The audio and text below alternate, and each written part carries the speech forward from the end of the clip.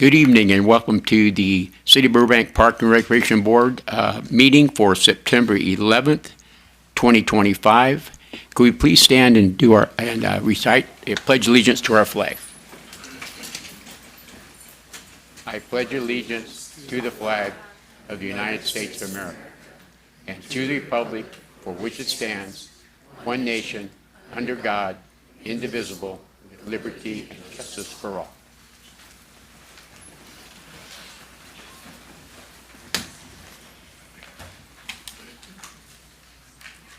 Could we have the roll call, please, Mr. Thompson? Good evening, Chair Mickey DiPaolo. Here. Vice Chair Robbie Brody. Here. Board Member Farah Asadi. Here. Board Member Maisha Gamino. Here. Board Member Ara Masterlian. Here. Thank you. Thank you. And now I'd like to introduce Mr. Edgar Manukian for the announcements. Mr. Manukian. Good evening, Chair Mickey DiPaolo and members of the board. Thank you to everyone joining us this evening. My name is Edgar Manukian, Recreation Coordinator in the Parks and Recreation Department. I Spy Burbank. The Centennial Celebration continues with new Agents of Discovery mission at Ralph Foy Park.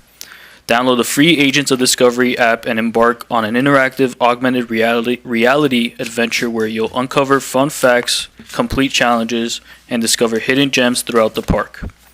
Step outside and experience Burbank's parks in a whole new way. For more information, visit your local recreation center or go to burbankca.gov/parks100. Military Service Recognition Program. The City of Burbank is now accepting applications for the Military Service Recognition Program. To qualify, honorees must be active duty U.S. Armed Forces personnel and either a current Burbank resident or immediate family member of one. The honoree must also have lived in Burbank. Applications are now open through October 10, 2025 for the November installation. To learn more about this program and to submit your application, visit www.burbankca.gov/MSRP. Auction for Animals 2025. Mark your calendars. The volunteers of Burbank Animal Shelter will be holding their 6th annual online silent auction fundraiser, benefiting the pets of the Burbank Animal Shelter. Auction for Animals 2025 will start September 12th at 8 a.m. and will end on September 15th at 6 p.m. Over 320 exciting items donated by generous local Burbank businesses and individuals are up for bid. Don't miss this great opportunity to shop for a cause. To access the online auction, visit www.burbankanimalshelter.org. Urban Forest Master Plan Community Meetings. The City of Burbank Parks and Recreation Department, in partnership with Davie Resource Group, is creating an urban forest master plan to guide the future of Burbank trees. Community members are encouraged to attend upcoming meetings and workshops to learn more and share their thoughts. Your input will help shape a healthier, more sustainable urban forest for generations to come. Join us this Saturday, September 13th at 10 a.m. at Mary Alvord Recreation Center and Thursday, October 16th at 6 p.m. at the Community Services Building, Room 104. For more information and to register for the upcoming workshops, visit www.burbankca.gov/parks-and-rec. Fall Festival. Join us Saturday, September 13th for the 2025 Fall Festival, presented by the Burbank Cultural Arts Commission and the Burbank Parks and Recreation Department. Come enjoy live music from local bands, visit interactive booths highlighting talented artists and arts organizations, and celebrate closing out an amazing summer with the community. This event is free and open to all ages. Visit www.starlightbowl.com for more information. Skating through a century of parks and recreation. Join us for a community skate night under the stars as we celebrate 100 years of parks and recreation. Bring your friends, family, and your best moves for a free night of skating, music, and fun. No skates? No problem. Rentals are just $5. Visit www.burbankparks.com to register today. Rockahula. Make a splash at Rockahula. Adults 55 and older are invited to McCambridge Pool on September 25th from 4 to 6 p.m. for free swim, dancing, live music, games, and raffles. Visit www.burbankparks.com to register. Kitten Adoption Fair. Visit the shelter at 1150 North Victory Place during our kitten fairs to meet adorable kittens currently in the shelter's foster program. Adopt your next best friend and learn more about the kitten foster program. You won't want to miss this perfect opportunity. The next fair will be held on Saturday, September 13th from 10 a.m. to 2 p.m. See you there. Dig Burbank. Make a positive impact at the next Dig Day. Join us Saturday, October 4th at 8 a.m. at the Burbank Central Library for a morning of community teamwork. Lend a hand by picking up litter and pulling weeds while connecting with neighbors, friends, and family. Together we can keep our parks clean, green, and beautiful. Register today at www.burbankparks.com. 100 Cent Adoption Event. The Burbank Animal Shelter is thrilled to invite you to participate in our 100 Cent Adoption Event in celebration of Parks and Recreation Centennial, celebrating 100 years of parks, people, and purpose. During our event, we will be offering $1 adoptions for all available pets at our shelter, in hopes of finding as many homes as possible for very deserving shelter pets. On this special day, adoption screenings will be conducted from 10 a.m. to 4 p.m. Visit the shelter's website to see available pets at www.burbankanimalshelter.org. Burbank Galaxy Day. Get ready, Burbank. It's time for another Parks and Recreations Department's Galaxy Night. Join us Saturday, October 16th at 6 p.m. for a day of fun, friends, and soccer action. Grab your tickets now at burbankparks.com. The 2025 Community Arts Grant Cycle is now open. The purpose of the program is to support local artists and nonprofit arts organizations to engage Burbank residents with diverse and outstanding cultural arts projects.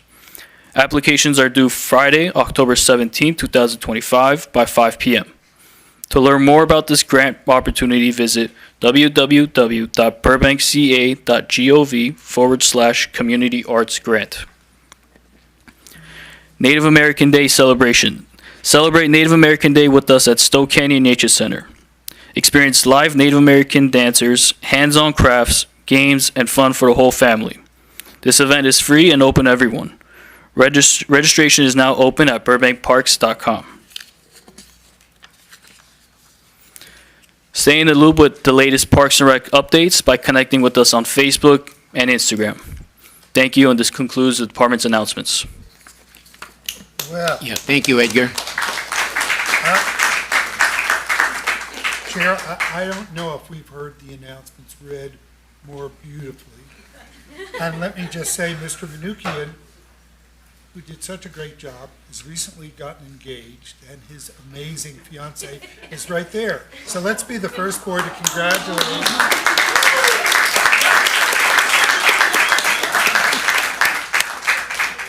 Perfect.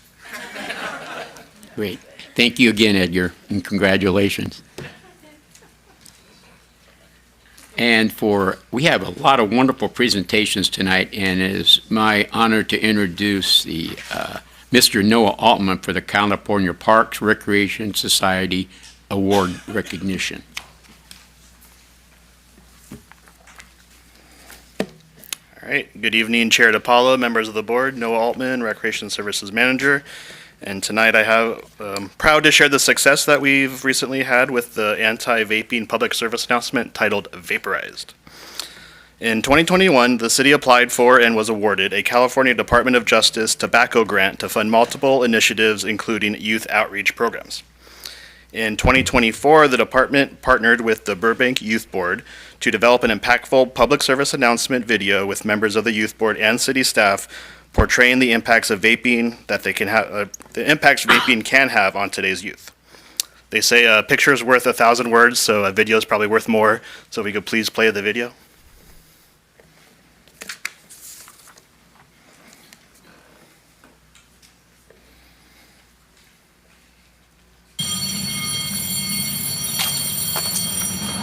What's up, man? What's up? Dude, I got so much homework tonight, I don't even want to go home. Same. Still haven't even started studying for that stupid math test. Same, dude. Could I borrow the vape tonight? I really need it. Fine. Only because my mom's starting to get suspicious. Thanks, man. I'll catch you.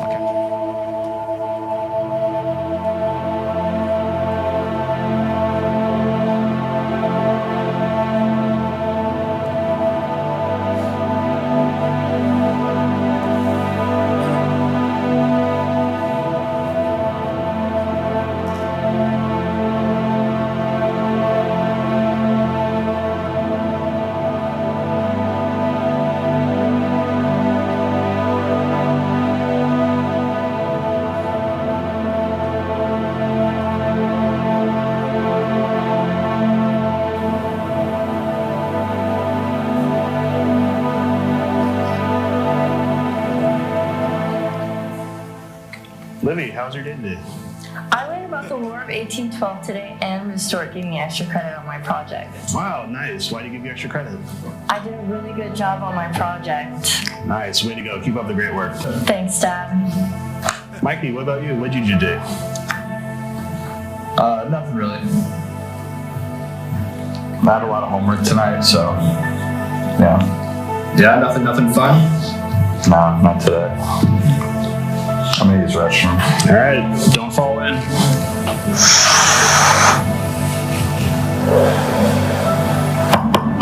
Mikey, you doing okay in there? Yeah. I'm fine, Dad. I'm fine. What's that smell? It's nothing. It's nothing, Dad.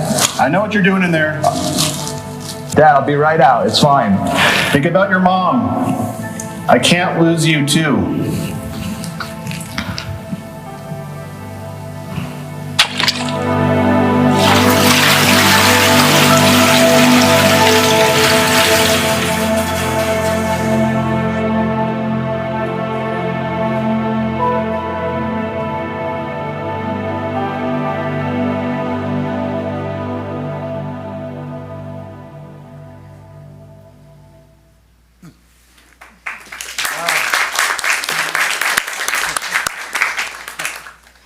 So no toilets were harmed in the making of that video. Just want to make sure.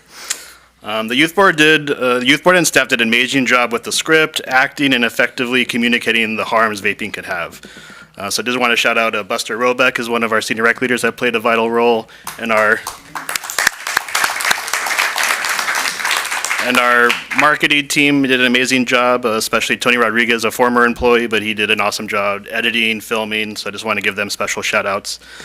So in March of 2024, I'm proud to formally announce that Vaporize received the California Parks and Recreation Society Award of Excellence. So now to present the award, I'd like to invite up to the podium Stephanie Stevens, Executive Director of California Parks and Recreation Society, Chair DePaulo, if you could also join us, and Senior Rec Leader Buster Robeck.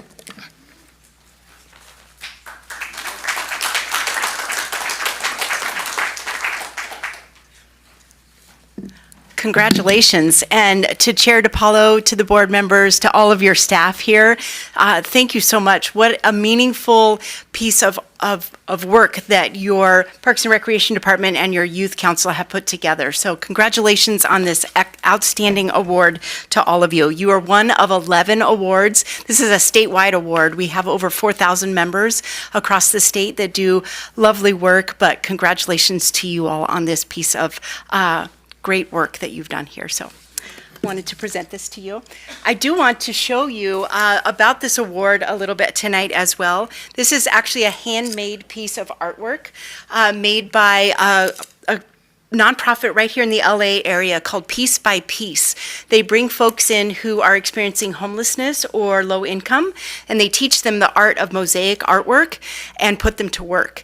So this is a one-of-a-kind piece of artwork that you will get to proudly display on your wall now too, and know that that was made by another nonprofit. So we're helping out another nonprofit just as you're helping so many other youth in your community as well. So congratulations once again.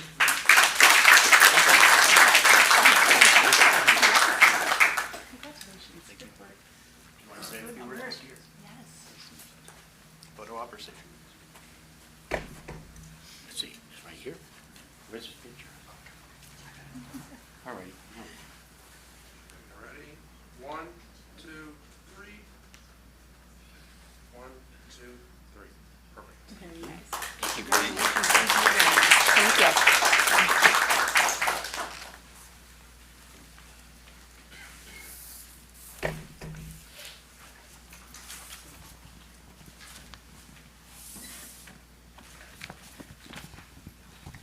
Good evening, everybody. I would like to congratulate all the youth board members and Park and Rec staff for all the hard work that went into this amazing accomplishment. This PSA is a powerful tool to educate students about the harms of vaping, which is a real problem affecting today's youth. It's just one student thinks twice after seeing this video. The goal of the project has been achieved. I'm sure it's been achieved many times over. To be recognized with this award, competing with all the amazing programs from agencies all across California is a true honor and a wonderful accomplishment the city should be proud of. So thank you very much, Noah, for heading that up, and we appreciate everything that's been done. And like I said, I think it's really going to, people see this video, it's going to make them think twice. Thank you.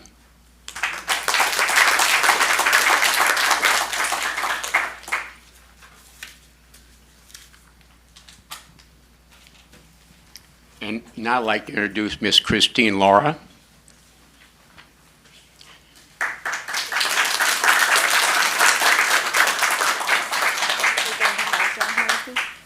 Perfect.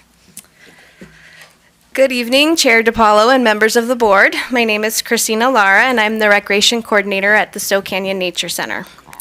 Thank you for having us here tonight to recognize and celebrate the incredible contributions of our dedicated docents.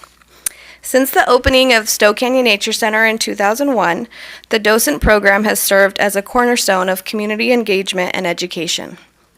This program was created to provide opportunities for both adults and youth in our community to volunteer their time, talents, and knowledge in support of the center. Our docents assist with monthly hikes, animal care, trail maintenance, special events, and a variety of educational programs. Currently, we are proud to have 11 adult docents and 10 youth docents that are actively involved at the Nature Center. Over the past year alone, they have contributed over 800 volunteer hours, which just exemplifies how dedicated they are to nature education, conservation, and appreciation. While the traditional definition of a docent refers to a guide in a museum or a zoo, at Stowe Canyon Nature Center, a docent is so much more. Our docents are passionate members of the community who help bring nature to life for our guests.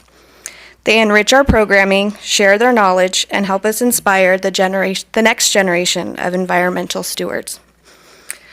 Becoming a docent requires commitment.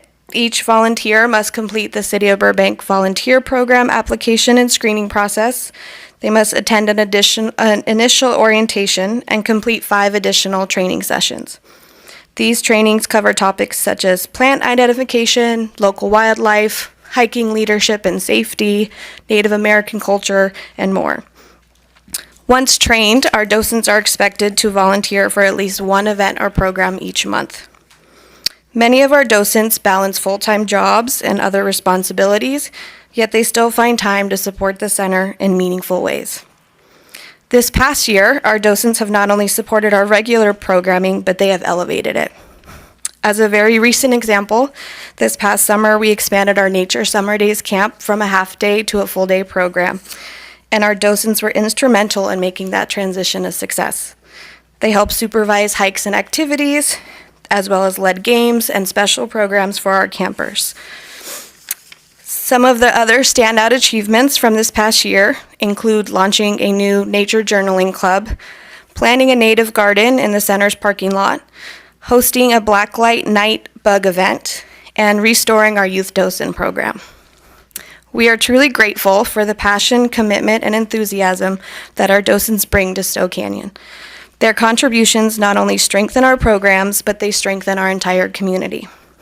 Looking ahead, we are excited to continue growing the docent program and expanding the opportunities that we have for the public. At this time, I'd like to invite Chair DiPaolo to say a few words and help me present certificates of appreciation to the docents that were able to attend tonight. Thank you, Christine. The dedication and passion of these fine people is a true testament to the Burbank community. The docents that support the Nature Center truly enhance the awesome program that is offered. Their knowledge and passion for the plant and animal life local in our hillside, as well as volunteerism, which is a wonderful thing, by the way, as all of you know, is a great asset to the department, and their support is truly valued and appreciated by the staff and by this board. It is my honor to present these certificates tonight of recognition to you all. Thank you.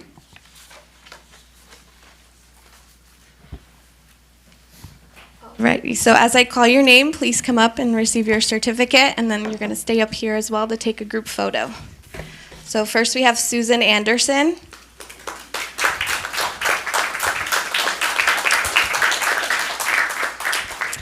Joey DiLiberto.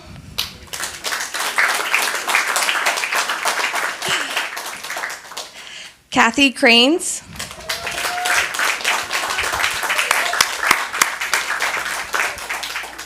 Terry Mando.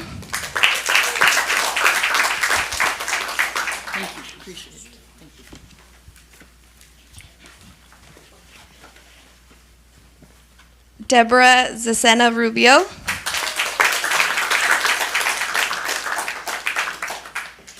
Colleen Cole.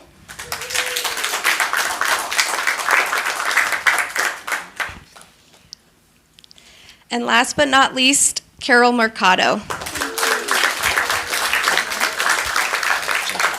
And for those that may not know, Carol Mercado was actually a city employee, and she was one of the employees that founded the Nature Center when it was established in Burbank. Can I get everyone to scoot in a little bit for me? A little bit closer, closer.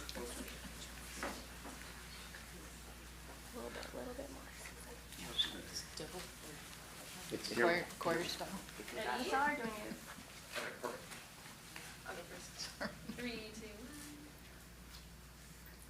Thanks. 1, 2, 3. Perfect. Thank you. Thank you, sir.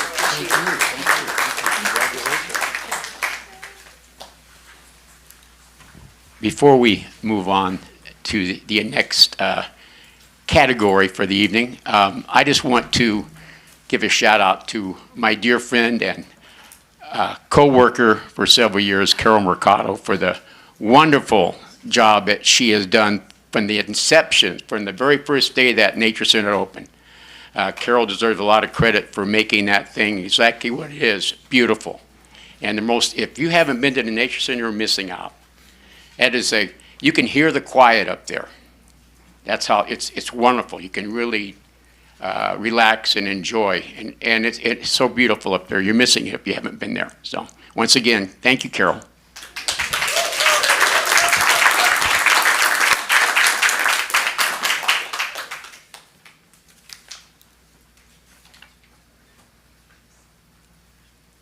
Now it's my pleasure to introduce Rena Gamelian. Rena will be doing the Youth Sports Perpetual Award recipients. Sorry. Good evening, Chair DiPaolo and Park Board members. My name is Rena Gamelian. I'm the interim recreation supervisor for youth sports, and I'm so excited to be here tonight to celebrate some very special awards that highlight not just athletic talent, but the heart, perseverance, and the spirit of our community. Usually my days are filled with juggling schedules, making sure practices and games run smoothly, so it's a real treat to step away from that and instead honor the amazing athletes who make all the work worthwhile. Tonight we'll be presenting 4 awards that carry powerful legacies and will recognize 4 incredible athletes, young athletes who continue to inspire us today. Chair DiPaolo's here. Would you please join me at the front of the podium and help me present the awards? So you have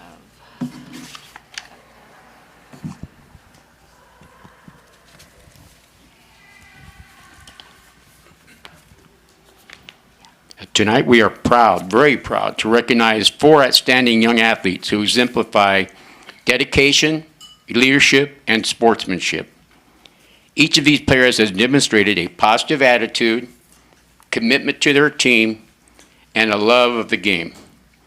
Please join me in congratulating them on this well-deserved recognition. Thank you. Okay, let's get started with our first award, the Christopher Wilkie Memorial Award. This award was created in honor of Christopher Wilkie, a beloved young player in the Hap Minor baseball program, whose life was tragically cut short by a terminal illness. Christopher's passion for baseball and his positive attitude inspired everyone who knew him. The award honors his legacy of resilience, dedication, and love for the game, and is given to a player who shows perseverance, team spirit, and respect for the sport. This year's recipient was Remy Gamache from the KTB Seals. Remy is a perfect example of what this award represents. He's always positive, fully engaged, and all-encompassing with his love for the game of baseball. He truly exemplifies the spirit of this award. And Remy, please, if you can join me to the podium to accept your certificate and be recognized with the award. Thank you so much. I appreciate it. Maybe we can have you. Yeah, of course. Sure.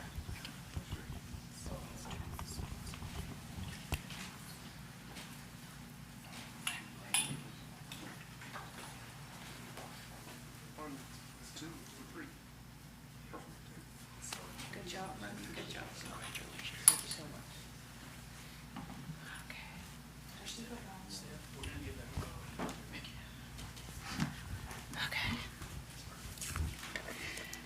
Okay, so the next one is Linda Murphy Pioneer Award. This prestigious award is named in honor of Linda Murphy, a trailblazer who advocated for gender equality in sports long before it was widely recognized. Linda was an original member of the 1964 U.S. Women's Olympic volleyball team and fought tirelessly for equal rules, access, and opportunities for women in sports. The award is presented to a player who embodies her spirit of courage, leadership, and innovation both on and off the court. This year's recipient is Juliet Kiefer from the Jammers. Juliet was shown not only strong athletic ability, but also steady determination and leadership presence that lifts her team. Her ability to face challenges with confidence and support her teammates reflect the very values Linda Murphy stood for. Juliet, please join us to the podium to accept your certificate and be recognized with it. I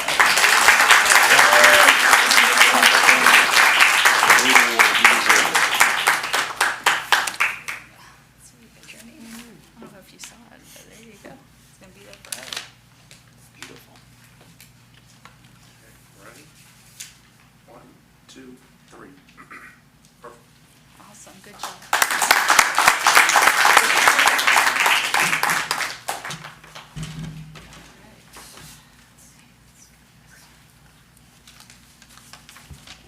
Okay, our next one is the Barbara Round Memorial Award. Today we honor Barbara Round, who founded the Ponytail softball program in 1957, the first organized sports opportunity for girls in Burbank.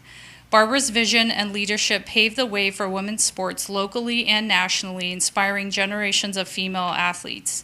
This award is presented annually to a Ponytail softball player who demonstrates the same spirit, dedication, and leadership Barbara so passionately lived by. The recipient of this year's award is Ashlyn Castle from the Diamonds. Ashlyn stands out for her commitment to her team, her sportsmanship, and the leadership on the field. She leads by example, consistently putting in the effort and encouraging others, which makes her a role model both as a player and a teammate. Ashlyn, please join us at the podium to accept your certificate.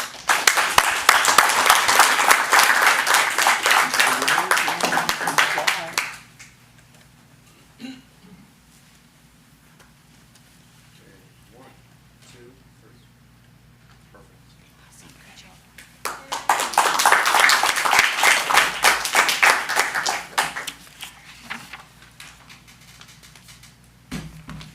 And our last one is our Jackie Arrington Award, which is one of our oldest awards. This award, first established in 1971, honors Jackie Arrington, a young player from the 5-6 Little Majors division whose life and love for baseball were cut short by an illness. Jackie's passion for the game continues to inspire us, and the award is given to a player who demonstrates his commitment, enthusiasm, and joy for the sport. The recipient of this year's 54th Jackie Arrington Award is Sebastian Racinos from the Jammers. Sebastian embodies the heart of this award. He plays with determination, embraces the spirit of teamwork, and shows an enthusiasm for the game that lifts everyone around him. His energy and love for baseball make him a worthy recipient of this long-standing honor. Sebastian, please join me at the podium to accept your recognition.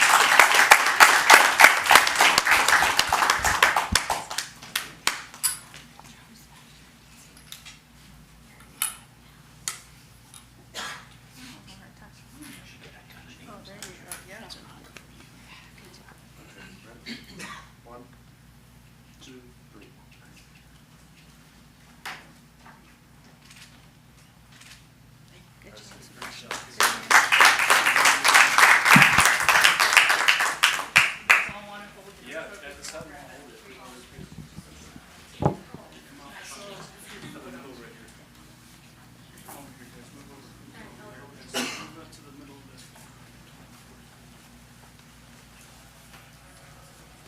Trophy is bigger than you.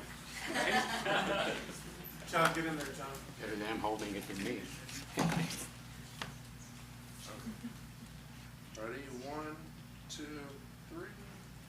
Okay, perfect.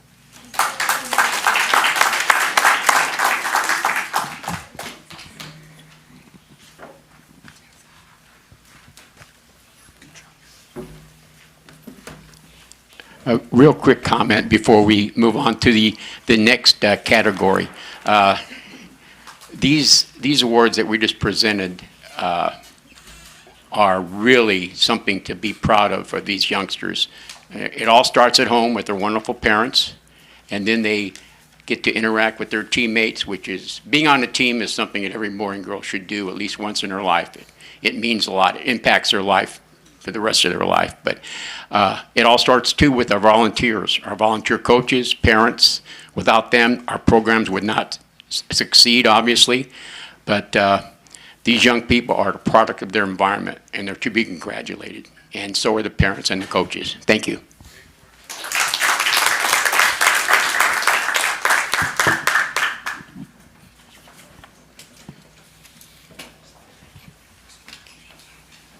Now for the volunteer coaches, I'd like to introduce Mr. Edgar Manukian.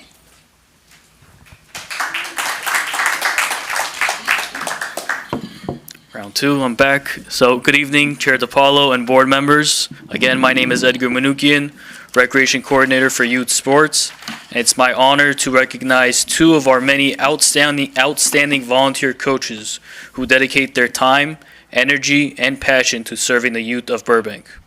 This evening, the sports office is proud to highlight two individuals in particular, Coach Jose Sandoval and Coach Tiffany Nelson, both of whom are also members of the Burbank Walk of Fame. At this time, Mickey DiPaolo will present the awards.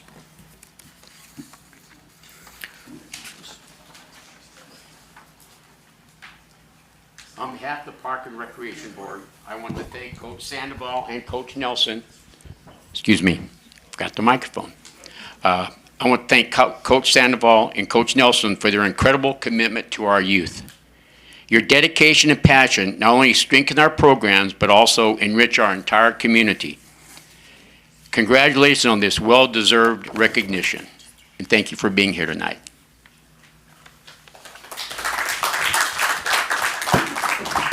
So I'm going to talk this way. Sorry, my bag is facing everybody. But Coach Sandoval has consistently brought in as many as 7 teams each baseball season, ensuring countless children have the opportunity to play. What makes Coach Jose remarkable is his unwavering commitment to never leaving a child behind. He always finds a way to welcome new players, making sure every child who wants to participate has a place on his team. I'd like to welcome Coach Jose Sandoval to join us at the podium to accept your certificate and be recognized with a photo.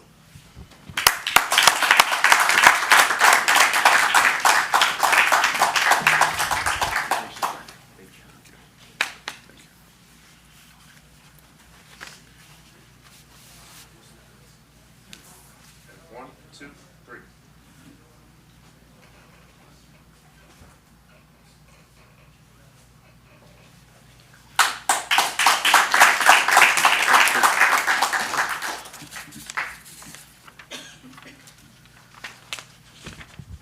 And for Coach Tiffany Nelson, she serves as a head coach of our Piper's Palace program, which provides youth with disabilities the opportunity to participate in organized sports.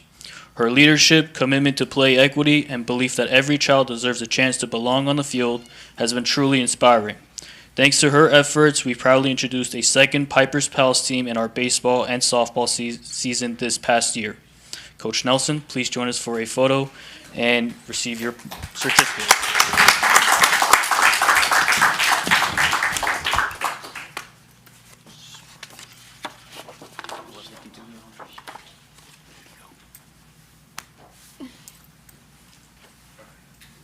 One, two, three. One,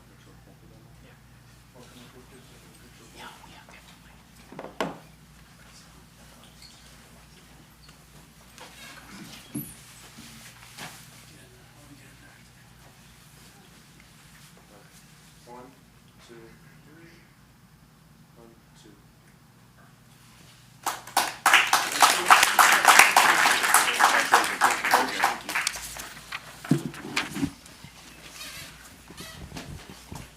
Yeah, when I was fortunate to work in the Hat Minor baseball program, I had coaches similar to Coach Sandoval and Tiffany that would, if I had players that needed to be on a team, I could always call one of the two coaches and say, yeah, I'll take them. I want all the kids to play. So I commend you both on that.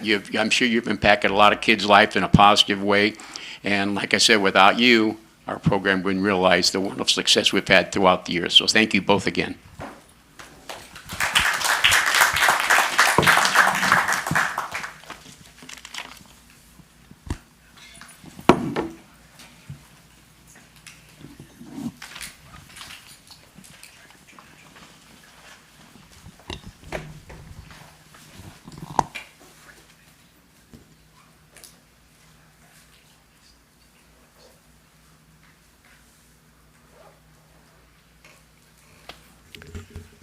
That was fun. I was very honored to do that. Thank you very much. Okay, moving on. Department Direct Report. Ms. Garcia.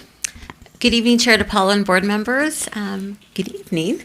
I do want to share with the board a little bit about an event that took place this last Sunday. While it was not a park and recreation event, it was hosted at our Burbank Tennis Center, and wanted to share a little bit about this event. This was a community pickleball tournament, which was called Paddle for a Purpose.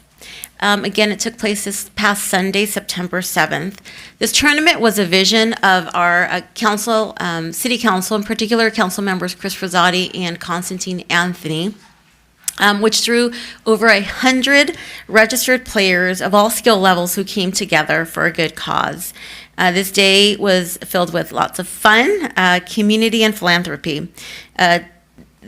Want to thank the generous event sponsors and participants of this tournament. They raised over $28,000 to benefit BCR, the nonprofit organization called BCR, Bridging Community Resources. The funds will go directly towards the organization to support local programs and services that strengthen community connection and provide vital resources to residents living with special needs. So again, just want to give a shout out to our council, and I know you'll be hearing from Mr. Steve Starleaf, who operates the Burbank Tennis Center. Wanted to just acknowledge the community coming together for a fantastic cause. Thank you. Thank you. Thank you, Ms. Garcia.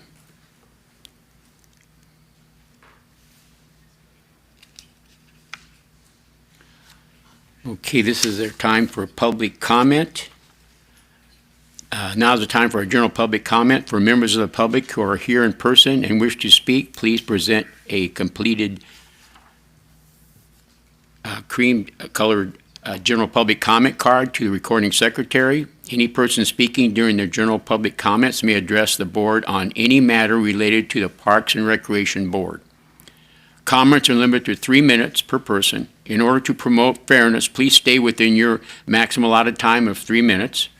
A timer is available on the podium to help the speaker keep track of how much time is left. Please state your name for the record. I also encourage you to call in during the general public comment at 818-238-3335.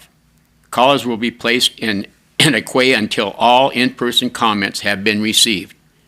For callers, please remember to lower the volume on your TV or computer and take your phone off speaker when you deliver your public comment. At this time, we'll begin with in-person comments.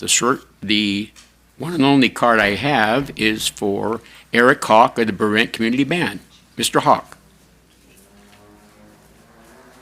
All right. Well, hey, and good evening to the wonderful members of the Parks and Recreation Board, the terrific city staff, and other wonderful people who've taken time out of their evening to participate in this meeting. My name, again, for the record, is Eric Hawk. I'm the current president of the Board of Directors of the Burbank Community Band. And two quick things I wanted to speak about this evening. First, the band is rehearsing for its first show of the season. We will be performing our third annual Halloween concert show.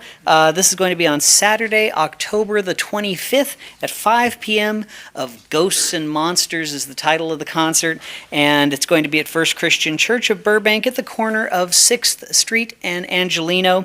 We're going to have some terrific pieces. We're going to be having pieces from Broadway musicals such as from Wicked, as well as Sweeney Todd, the Demon Barber of Fleet Street. And then also we have this incredible eerie piece inspired by Mary Shelley's Frankenstein as well, which is just going to be a very, very cool thing. We also have an annual costume contest for children and adults, and always a fun thing and a way to celebrate the holiday with the community. The second thing that I wanted to highlight is that on the bottom of this, which I'll be handing these out to all y'all in a second, is a little QR code, and this is something we're really proud of. Earlier this week, the band launched a redesigned and reimagined website for the Burbank Community Band. This has, we've spent a lot of time over the last couple weeks quality checking all of the buttons that the calendars and the links link, and if you want a real euphoric feeling, the donate button also works, and you certainly can press that to your heart's content as well there. So, but yeah, if you've seen the old Burbank Band, or what was the Burbank Band website, I hope you'll see this as kind of a really refreshing thing after our 85 years that we've been playing and performing here in Burbank. And let's see, lastly, just want to welcome you all. As always, you may please come by. We rehearse at McCambridge Park on Friday mornings in just a few hours from 9:30 in the morning to 11:30. And if I don't see you there, hopefully I'll see you at the Fall Festival, which will be this Saturday from 4 p.m. to 7 p.m. as we will be one of the vendors hanging out there. So thank you very much, and I'll give you back the 30 seconds. Thanks, everybody. Thank you, Eric. Thanks for coming up and filling us in every month. We appreciate it. We have another public comment, Miss Tiffany Nelson. Hi again. I wanted to thank the sports office for a huge event that I know some of you may not know about, but Dalton Rushing, who is the backup catcher to Will Smith on the Dodgers. He did a event, and we held it at Burbank. They held it at Burbank High School. I was lucky enough to be invited to be coach. And myself, Jose Sandoval, and a bunch of other volunteer coaches were there. We got to coach over 260 kids who showed up to this event. I mean, it was packed The moms were going crazy. It was packed. Dalton was extremely sweet. He shook hands, he high-fived, he spent so much time talking to these kids about what it takes to make it to the big leagues, and he was such an inspiration, and it was such a really, really great program. I got to teach kids how to pitch. Jose was working with kids in the outfield. They had home run contests. It was broken down beautifully. We had 11 different stations. We had photo opportunities. They had signatures, autographs, everything. And it was just run so well. And getting programs like that into this city, I've been doing this a long time, and over 30 years now. So to watch kids go to other cities, to watch them go to CV and to Valencia and to all these other places, it breaks my heart, because I grew up playing here when I was 5, and I've been coaching since I was 17. So it's been a long time, and I really want to bring these programs back. And this was hands down one of the best things that I have been involved in this city in the whole time that I've coached here, which has been a long time. Second of all, I do want to spread the word that Piper's Pals is looking for buddies. So we got new coaches, or new T-shirts this year, and I'm really, really proud to say that the front says Piper's Pals on it, the back says Coach for Change. And we're trying to get the word out to anybody who is from 6th grade to 12th grade. We would like to invite them to come out, and Edgar and John have graciously, and Diego have graciously helped me try to put something together where we will have a place where we can bring these kids in. We will bring some pals in, we will bring our current buddies in, and we will help train anybody who wants to just be awesome, especially nowadays, be awesome. And just help these kids who need help. And these are kids who might need a lot of help. Some of them are nonverbal, some of them aren't. Some of them love playing, some of them really don't. Okay, but it's about compassion, and it's about inclusion. And most of my kids are starting to age out. So they're starting to get through, high school, and it's SAT time, and we're coming into basketball. So if anybody wants to earn service hours, I got them. And the sports office, thank you for your help with that. So anybody in the school system that needs service hours, hit them up. Thank you. Thank you, Tiffany. No more cards for in person. Do we have any phone calls? No phone calls. Okay. We'll move on then to any response from our board members to public comment.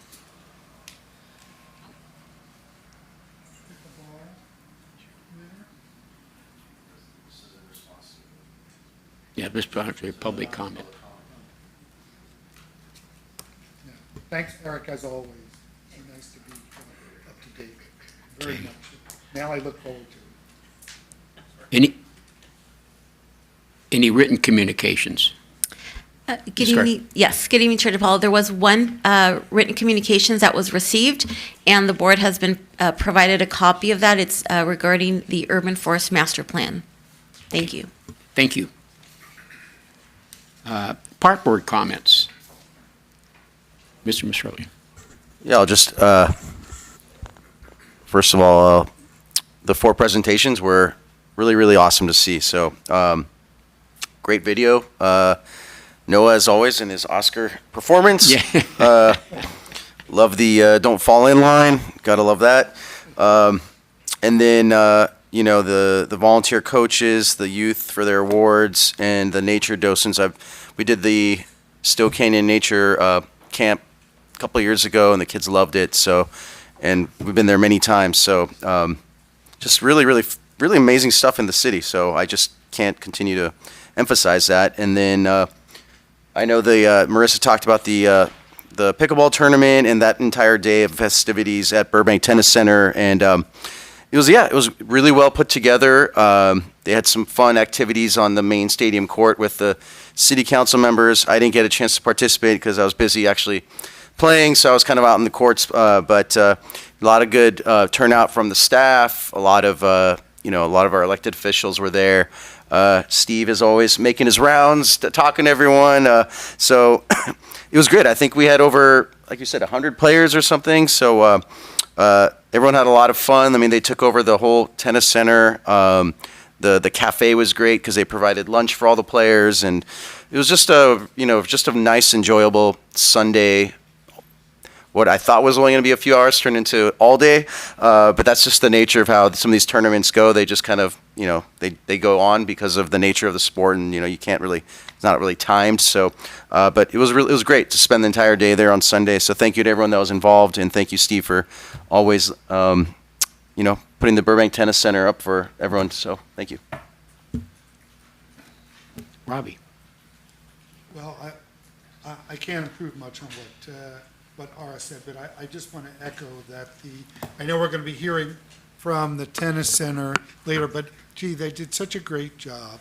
And although that was not a Parks and Rec event, there was Marissa and Diego and our staff. The events like this just prove how tireless Parks and Rec staff can be, and thank you guys very much. I was there to cheer Ara on, of course, who was one of the contestants in the tournament. But it was very nice to see our city council members there, and it was just so the tennis center never looked better, and there were so many people there having a good time. It was just a wonderful event. So hats off to Chris, I suppose, and Constantine for putting that together, but for the tennis center and Parks and Rec staff for making it happen. So thank you guys. Well, I'll go harken back to our volunteers and our coaches and the players who follow the examples of their parents and the coaches. We all know, because we all volunteer here, what a win-win situation it is. Since I've retired, one of the greatest things I've ever done is volunteered, and I've been doing it for several years, and I think that's what keeps the blood running and the juices flowing and keeps me vertical, and along with the support of my wonderful family. And so I applaud these coaches, and they don't ask for recognition. Their recognition is being out there on the playing field with their players. And Tiffany and Mr. Sandoval are great examples of who have poured their hearts and soul. And then when you go to Civitan Day, you see the Sandoval Dodgers with about 200 people at barbecuing and all the kids, and that's just the way. And our department fosters that. Our department strives for greatness. They never settle for just average, and that's why we're still a wonderful department today, and will continue to be so, because we have people, the volunteers, and our wonderful employees who make that happen. So it's an honor for me to present those awards tonight, and thank you again. Okay, moving on. New business, Urban Forest Master Plan update. Mr. Michael Del Campo.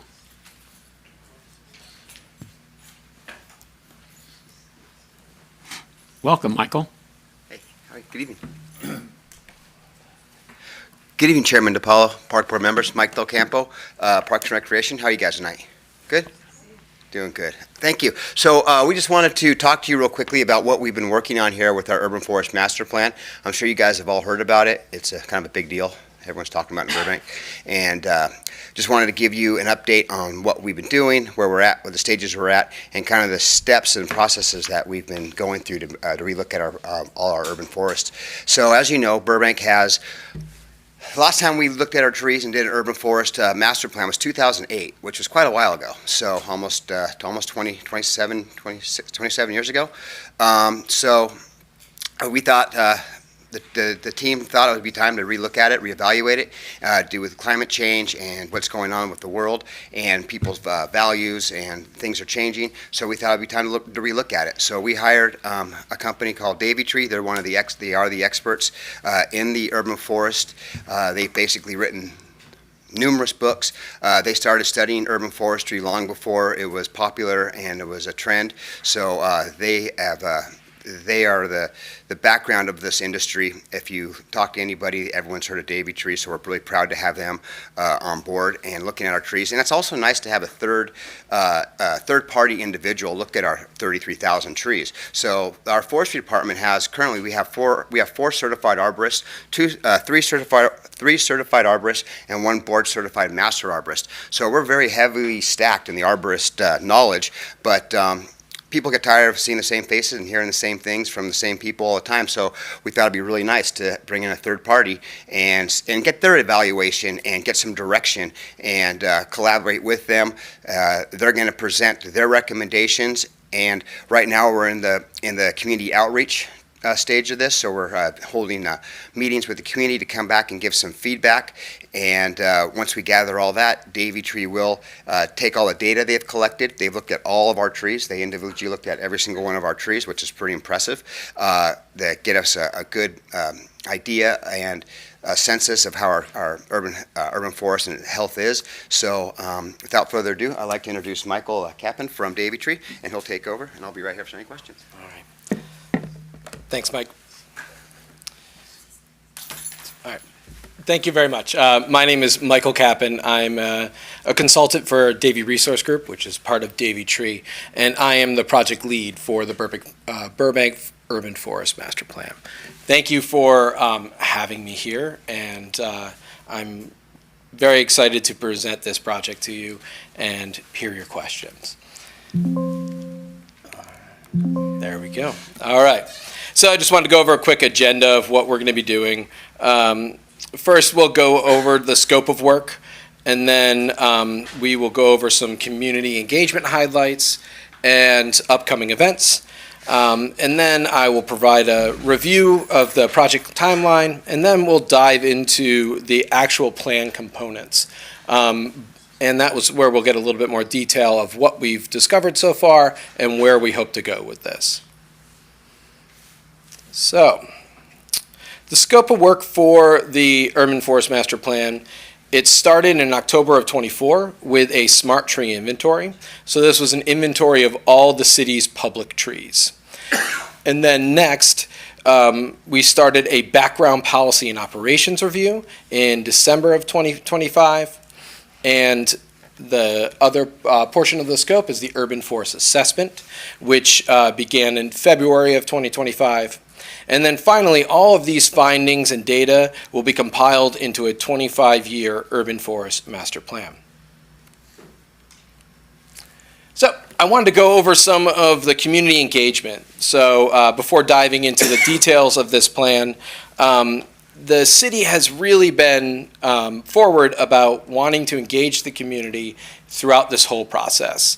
They have, from the point I started working with them, community engagement, I think, was the first thing that they said, which is really important because community engagement and community input is a vital part of the success and implementation of any plan, but specifically an urban forest master plan. So I want to just go over some of the community engagement highlights. So we have launched a community-wide survey online. That survey is available in 3 different languages: Armenian, Spanish, and English. As of this morning, there are 279 responses to that survey, and that survey will run through the end of October. We also have built a specific project landing page just for the Urban Forest Master Plan, which will allow the community to go and see highlights, find information about the plan, as well as the survey, and see any events that are upcoming, any community engagement events. And all of this information will eventually be will inform the recommendations and will be summarized in the master plan. So we do have some upcoming events as well. So as was mentioned actually earlier in the in this meeting, we've have 5 in total community meetings. The first meeting was held last night, which was more of a workshop style. So this was a presentation very similar to this one that was given to community members, and then there was a portion of time allowed for them to ask questions and have more of a conversation.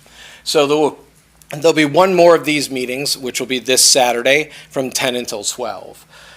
After that, there will be community meetings. These community meetings will take place on October 16th and October 18th. And these meetings will be a little bit different of a format. The presentation will be slightly different, and we will start to incorporate some of the findings and items that we have discovered so far from the community survey and the community workshops. And then lastly, we will have a virtual community meeting on October 23rd, and that will be for anyone that has any sort of barriers to entry. Sometimes it's hard to make it to an in-person meeting. So this is an ample amount of opportunities for the public to voice their interest and their values and what they want to see in this plan. So I wanted to go over the timeline. We are actually we're a good amount of the way through this timeline. So the project, as I said, it started with that smart tree inventory, and that started in October of 24, and it wrapped up at the end of July. And then we started the urban forest assessment that started in February and then was completed in August. The background operations review was started in December and was completed in July. And that community survey that I mentioned, it launched in April and then will go through the end of October. There were some pop-up events, which the city attended multiple events, including the Earth Day, the Centennial Bash, the Farmers Market, and these events allowed to leverage existing city events where they could go, they could present the survey, they could present the timeline, and give the public a chance to engage with city staff and at one of the events, DRG staff, to answer questions about the master plan. So those events were in April and then at the end of the summer. So we are in that community meeting portion, as I mentioned, which is right there, September through October. After those community meetings wrap up, we will start to draft the master plan. The first draft of the plan will go to the city in March of 2026 and review. There will be a second draft after that. And then the final draft of the plan will be submitted to the city in May of 2026. All right. I want to just give you a rough overview. We'll go into more detail, but these are the components of this project and how we break it up and how we look at this when we're in the beginning stages and how we're approaching it. So we break it down into policy and ordinance alignment. This is a review of existing policies and plans and municipal codes and how they relate to trees. And then urban forestry program review. This is a place where we assess staffing, budgets, and interdepartmental coordination as it relates to forestry field operations. We do tree inventory analysis. So that smart tree inventory, we take that data and we do iTree analysis on it and examine the value of that, the species composition, age of the city's public trees. We are going to provide species guidance. This will be in the form of a climate resilient tree species list. And then lastly, goals and recommendations are developed using all of this data. And these goals and recommendations and all of the findings will make their way into that final master plan document. All right, so getting into a little bit more detail about these specific items.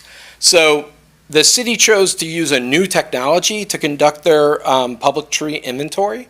So it's called a smart tree inventory. The smart tree inventory uses vehicles, trucks, and as well as little rover all-terrain vehicles mounted with LiDAR and imaging technology. And those scanned all of the city's right-of-way, parkway trees, and park trees. This technology creates a 3D point cloud that's called a digital twin of each of the city's public trees. That's what's shown on the left-hand side of your screen there. This digital twin shows the size, shape, and we can estimate age and visual condition of the tree. AI technology is used to ID species and flag trees for inspection. The trees that were flagged for inspection were inspected on the ground in person by certified arborists. These were 40% of the street trees were inspected, and then 100% of the park trees were inspected. And then this information was provided to the city, and it will be integrated with the city's tree management software that already exists and help them to manage their inventory moving forward. So, some of the highlights from this inventory. So, Burbank has 33,130 trees. That's a lot of trees for a small city. That's pretty impressive. The inventory consists of 344 different tree species. But the top 3 of those species, which are camaphor, crepe myrtle, and southern magnolia, represent roughly about 30.7% of that inventory. So those 3 species represent a lot. There are, of the 344 species, there's 200 species that have 10 or less occurrences. So there's 10 or less of those trees in the inventory, and then there are 71 species where there is only 1 of those species in the inventory. So the stocking level for Burbank is 71.7%.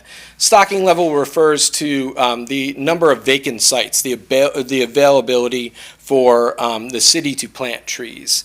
And the replacement value of Burbank's public tree resource is roughly $186 million. So it's a lot of money. So some of the key takeaways from this data are that there is a need to diversify the species composition. Even though there's 344 different tree species, there is a large amount of the inventory that is represented only by 3 species. So that needs to be diversified. There's a need for continued structural and cyclical pruning and to preserve an aging canopy. Burbank has a lot of mature trees. So, and then there is a need to increase planting. There are over 9,000 available planting sites on public land that were accounted for in this inventory. And then this inventory can be used to monitor species performance and proactively remove trees that are declining and are possibly going to be an issue, and target for replanting.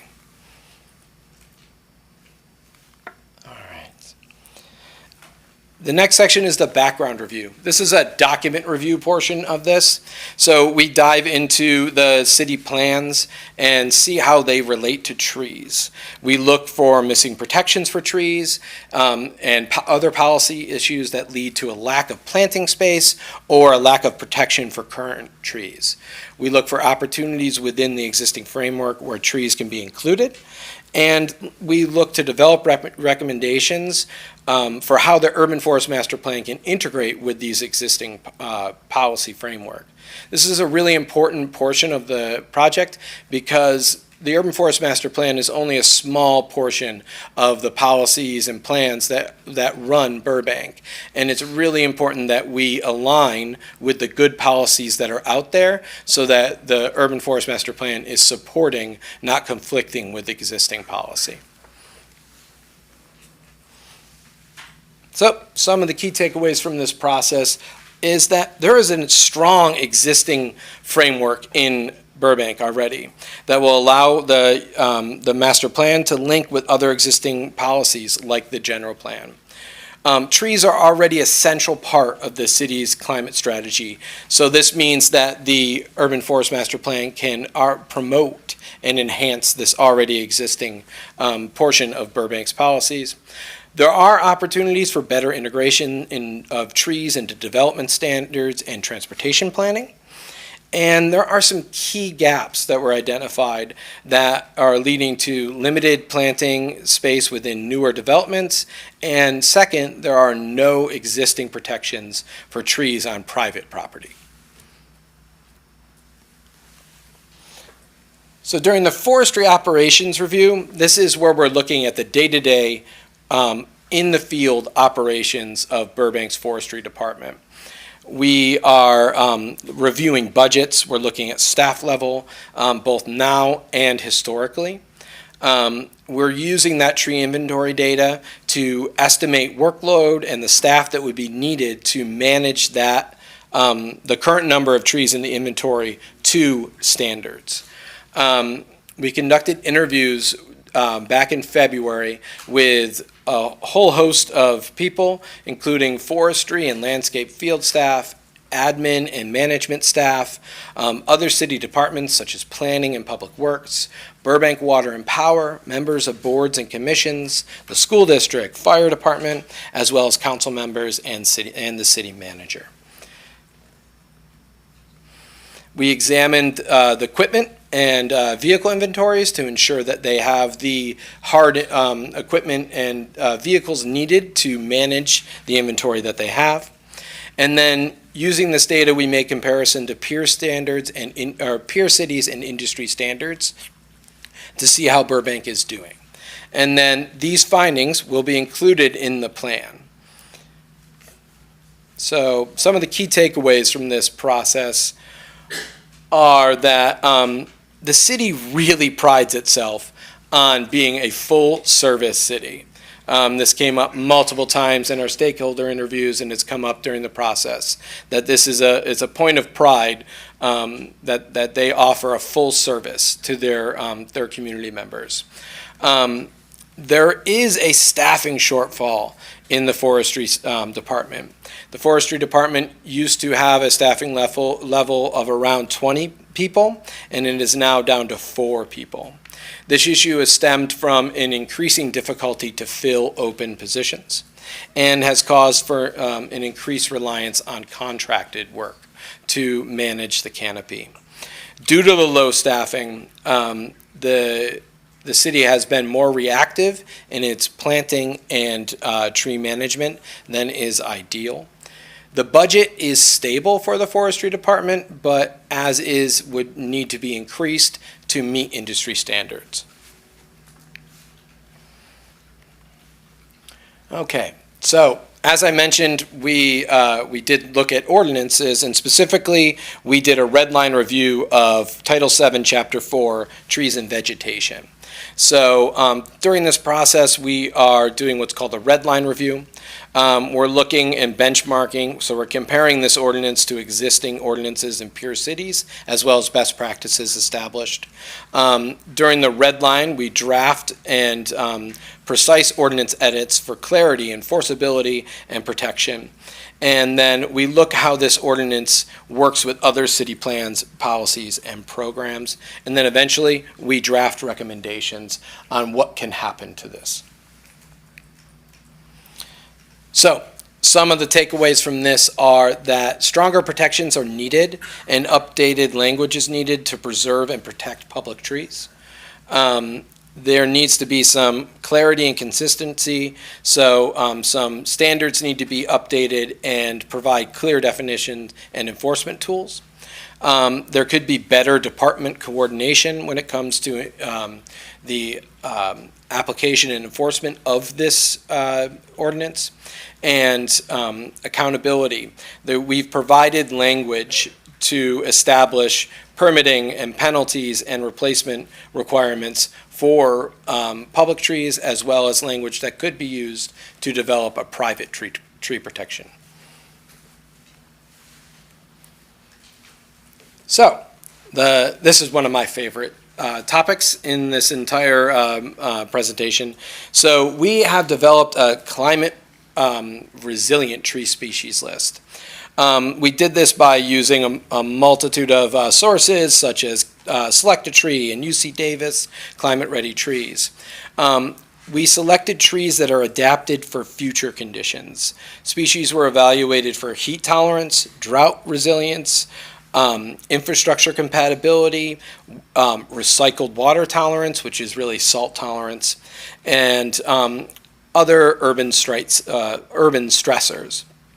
So, we also looked at practicality. So we examined nursery stock. We didn't want to recommend trees to the city, even if they were the best species. If they don't exist in the nursery, it's not a viable solution because the city won't be able to plant them. So we tried to balance native and non-native trees. Trees were classified as native to California, and non-native trees but regionally adapted trees are included, and non-invasive trees are obviously removed from the list. So the goal of this is to plant for tomorrow. Using heat predictions and climate modeling, we can make suggestions on trees that are not just going to survive in today's climate in Burbank, but in the predicted climate in 10, 20, and 50 years. So this is a key tool that Burbank will be able to use when they are planning their forest for the years to come.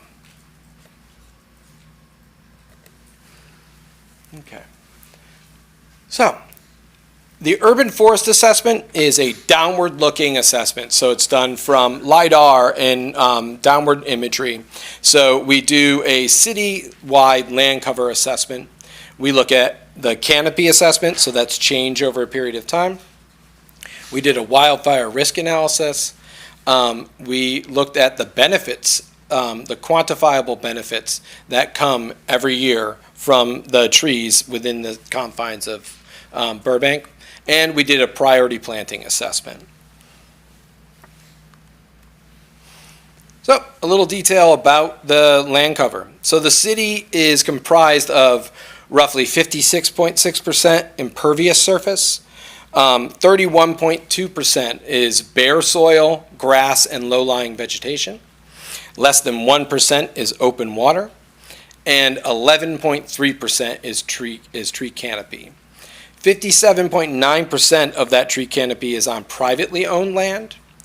Residential areas have a 15.3% canopy cover, whereas commercial areas have a 2.8% canopy cover.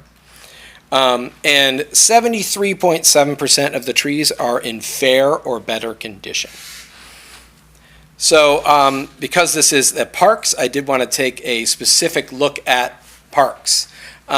So in Burbank, there are 29 parks, I believe, and the lowest canopy cover is in Wildwood Canyon, which is at 4.3%. And then the highest canopy cover can be found in Abraham Lincoln Park and Viceroy Park, which are at around 56%, which is a lot of canopy.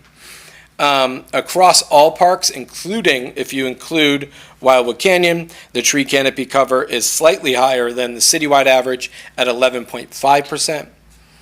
But if you omit Wildwood Canyon, which is a large park with low canopy cover, so it's skewing the data, the canopy cover in the rest of the parks is 26%, which is good. That's actually a very high number. 22 parks have, which it represents about 76% of the parks, have greater than 20% canopy. 13 parks have a canopy cover greater than 30%. 9 parks greater than 40%, and then 3 greater than 50% canopy cover. Between 2012 and 2022, so over a 10-year period, there was a slight increase in canopy cover in the parks. The largest growth was in Wildwood Canyon, which saw a 28% increase in canopy cover, and the largest decrease was in Johnny Carson, which saw a loss of 43% of its canopy cover. Some smaller parks, including Chandler Bikeway, Stowe Canyon Nature Center, and Palm Park, saw a large increase in canopy. Chandler Bikeway had a notable gain of tree canopy of 356% gain. So that's pretty interesting. So I wanted to talk a little bit about the benefits. One of the things that we do is we look at quantifiable benefits. These are the benefits that are easily quantified, that there are national standards and methods that we can create signed values, numeric values. This number of 1.16 million does not include benefits that are not so easily qualified, but that have been associated with urban trees, such as better mental health, better physical health, and even lower crime. So, when it comes to those quantifiable benefits, we break it down into 3 main areas. So there's carbon, air pollution, and then stormwater capture. So the largest effect is stormwater, is carbon. Carbon represents 83% of that 1.16 million, with 2,000 240 tons of carbon sequestered annually. So that means when those trees are growing, that's the amount of carbon that they are taking in on an annual basis and storing and preventing from going into the atmosphere. This number will change yearly and will change by the composition of the canopy. More young trees equals more growth, so this number will fluctuate. So next is air quality. Air quality is looking at three primary categories. There's ozone, and then there's the two levels of particulate air pollution, PM 2.5 and PM 10. When you look at that, the trees in the public in Burbank have removed 162,120 pounds of air pollutants, valued at roughly $158,814. And then lastly is stormwater. Stormwater is referring to the amount of gallons that were intercepted by the trees. Intercepted doesn't mean they necessarily stored it. It means that they held on to it after a storm or during a storm and prevented it from going into the hard gray infrastructure. So the trees in Burbank intercepted 4.1 million gallons of water, valued at $36,850. So on top of this, we also have the carbon storage, right? So this is all the carbon that is stored in Burbank's inventory. And that is at $18.2 million. That's the value of that carbon. All right. So when we talk about tree canopy, it's important to talk about land ownership. And the reason that is because when we are thinking of how we can grow and maintain canopy, it matters whether it's on private or public property, because you can take very different strategies on protecting trees or planting trees, whether it's on private or public. So 58% of the land roughly is private in Burbank, 42% is public.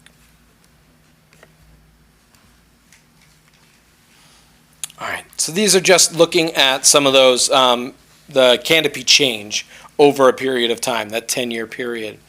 So canopy in the citywide has decreased by 0.5%, from 11.8 to 11.3. And then on private property, that decrease was 0.1%. And then public land saw a decrease of 0.8%.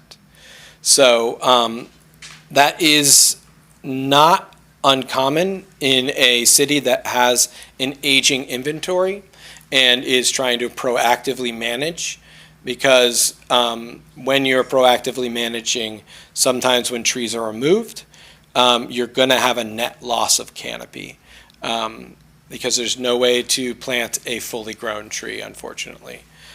So when you have to remove that full-size tree, you're going to lose some canopy cover. So Burbank is actually far below when it comes to canopy loss than many of its Southern California neighbors, immediate neighbors. So I just briefly wanted to show you a few of these maps. So this is, I'm showing you mainly as examples. So this is canopy cover by census block group. And then next we have canopy change by census block group, whether it increased, decreased. So maps like these will be included in the story map for this plan. So the story map will be an online interactive tool that the public will be able to go on and really interact with this data in a way that they can look and see, okay, what's my neighborhood look like? What's the canopy change in my neighborhood been? They'll be able to look at the analysis that we're coming up with next and see, where do I live? How am I prioritized? Or is the city saying that I need trees in my area? So these maps and this data won't live in this static form. It will live on a more interactive online form. So the next part of the analysis, the urban forest assessment, is the priority planting plan. So the priority planting plan takes all of this information we gathered from the land cover assessment, and it helps develop a tool that the city can use to determine where planting can have the most significant benefit. So when we're looking at the priority planting, we are using 3 different areas. We're looking at canopy cover, because that's the land cover data that we have in there. And then we're looking at social equity. Social equity focuses on area of lower canopy and higher concentration of vulnerable populations, guided by demographic and health data, so census and CDC data. So some of the data we used for this is median household income, age groups, education attainment, and renter percent. On top of that, we use CDC metrics like asthma, COPD, and mental health statistics. So these were used to develop a priority ranking on social equity. We also looked at stormwater, and stormwater targets area where tree planting can help reduce runoff, improve infiltration, and protect waterways. So metrics like impervious surface, slope, and floodplain are considered when we're doing analysis to determine where planting would have the largest benefit for stormwater. And then urban heat mitigation is the next metric. So urban heat mitigation is we use downward-looking heat mapping and determine where are the hottest spots. So where is the hottest spots with the lowest canopy, and where would trees have the biggest impact to lower overall temperature. So each of these components comes into its own separate data set and map. So the city has a priority planting layer. Now the city will get this data in GIS files, so they'll be able to go down to a polygon and see where they can plant a tree. This data looks a little different when you present it like this than it would if we were looking at it in on a GIS database. So they will have a priority planting by urban heat data set, a priority planting by stormwater, priority planting by social equity, and then we take all of these and put them together and develop a composite priority planting. So this is where the results from the stormwater, the social equity, and the urban heat are put together to see overall on a composite score where would planting have the largest impact to the population that's living there. We also did a wildfire risk analysis. This wildfire risk analysis is a little different than just a standard WUI or wildlife interface or intermix analysis, because we also take those social vulnerability factors and we compare them with the standard wildfire risk factors based on slope, canopy, structure, proximity, and then we develop a composite score and map it by census block to show what areas are of the greatest risk if there were a wildfire. And some of these are based on, sometimes this can go a little bit against what we might think, because if we have a community that's right in the WUI, you would think maybe they're the most vulnerable. But if you have a community that's neighboring them that maybe is of lower income or of higher age and isn't as mobile, they could be more affected by wildfire. Not just by the fire, but by the smoke and all of the negative impacts. So that's why this can be paired with other, standard wildfire analysis that the fire department would do.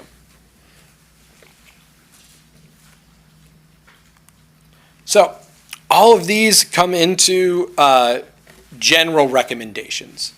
So some of the basic recommendations that we have reached so far are that forestry operations needs to increase capacity and possibly consider prioritizing contracted work over internal work due to staffing issues. The ordinance we made some suggestions to clearly define and categorize trees of a protected class. Trees that are should be considered have a higher standard of protection.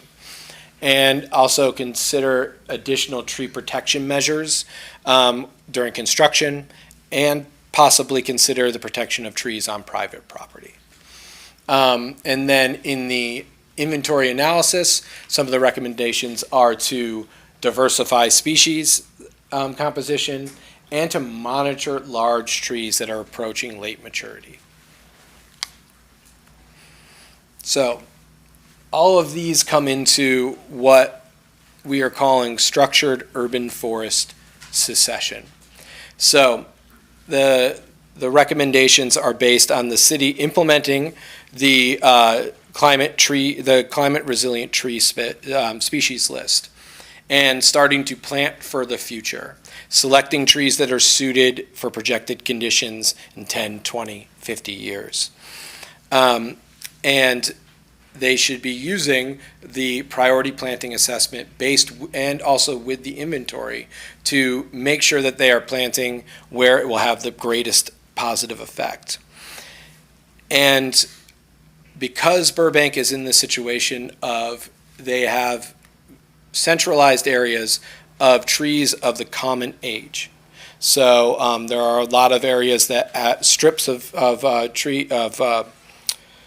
road that have a monoculture of a certain type of tree that were all planted within a very close proximity that are all reaching late maturity.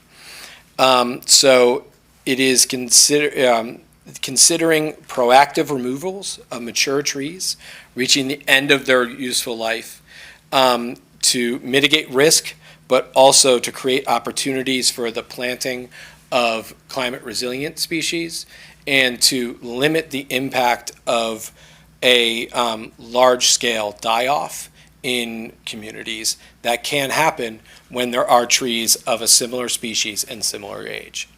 So proactive removals are a part of this plan, and that goes to diversifying the age and species. So it's not just making sure that you have a mix of young and old, it's making sure that you have a mix of species, and it's making sure that you're planting the right species. And then coordinating all of these efforts with pruning, reduction of old trees to limit risk and extend life, and ongoing tree health monitoring.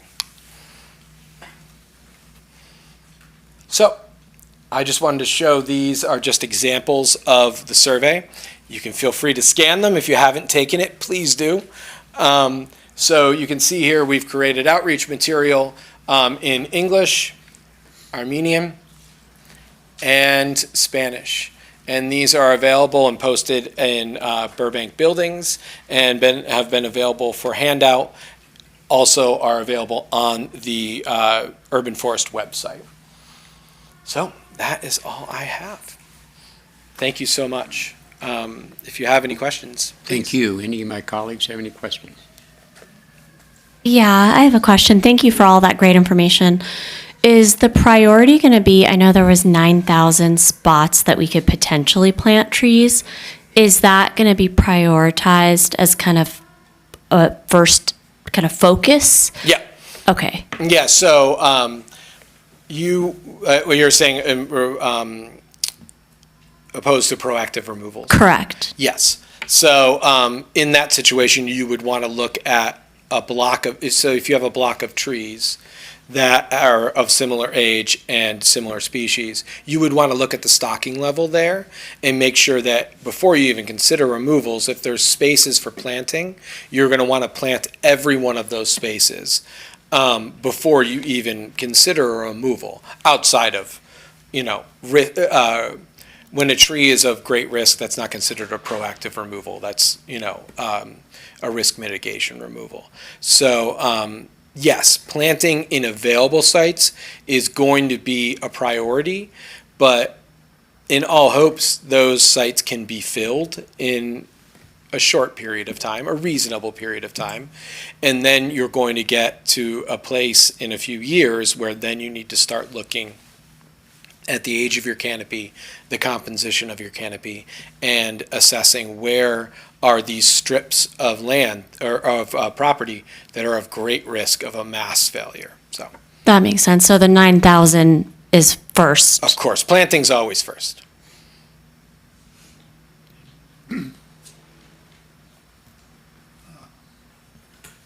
Thank you for that. I know more than I thought I'd know. I have, it's this thing, right? Right, Mike? Oh, okay. Hey, my question for you is, do we have parkway trees in our city that should not be there, either because they're not appropriate for the parkway because they're pulling up the sidewalk? You know, that's what Burbankers, I think, are very keyed into, seeing a red X on a tree on Magnolia, and everybody's driving by it, and there are 200 comments about it on Facebook. So what's going on? I'm going to let Mike address that. I can answer, but he can answer in more specific Great question. terms. So yes, we do have some trees that were planted back in the day, doing the right thing to plant trees, and they didn't look at the urban forestry is like I mentioned earlier. It's a fairly new science in the last 30 years, 3 decades. So everyone wanted to plant trees 40 years ago, and they weren't looking at species and how they were going to be. So now there's a thing called the right tree in the right place. And a lot of cities are going through this. It's not just Burbank. They weren't looking at how the roots affect infrastructure, how the canopy grows and blocks the buildings, signage, the power lines above it. You know, people weren't looking that you plant a 60-foot tree under a 40-foot power line.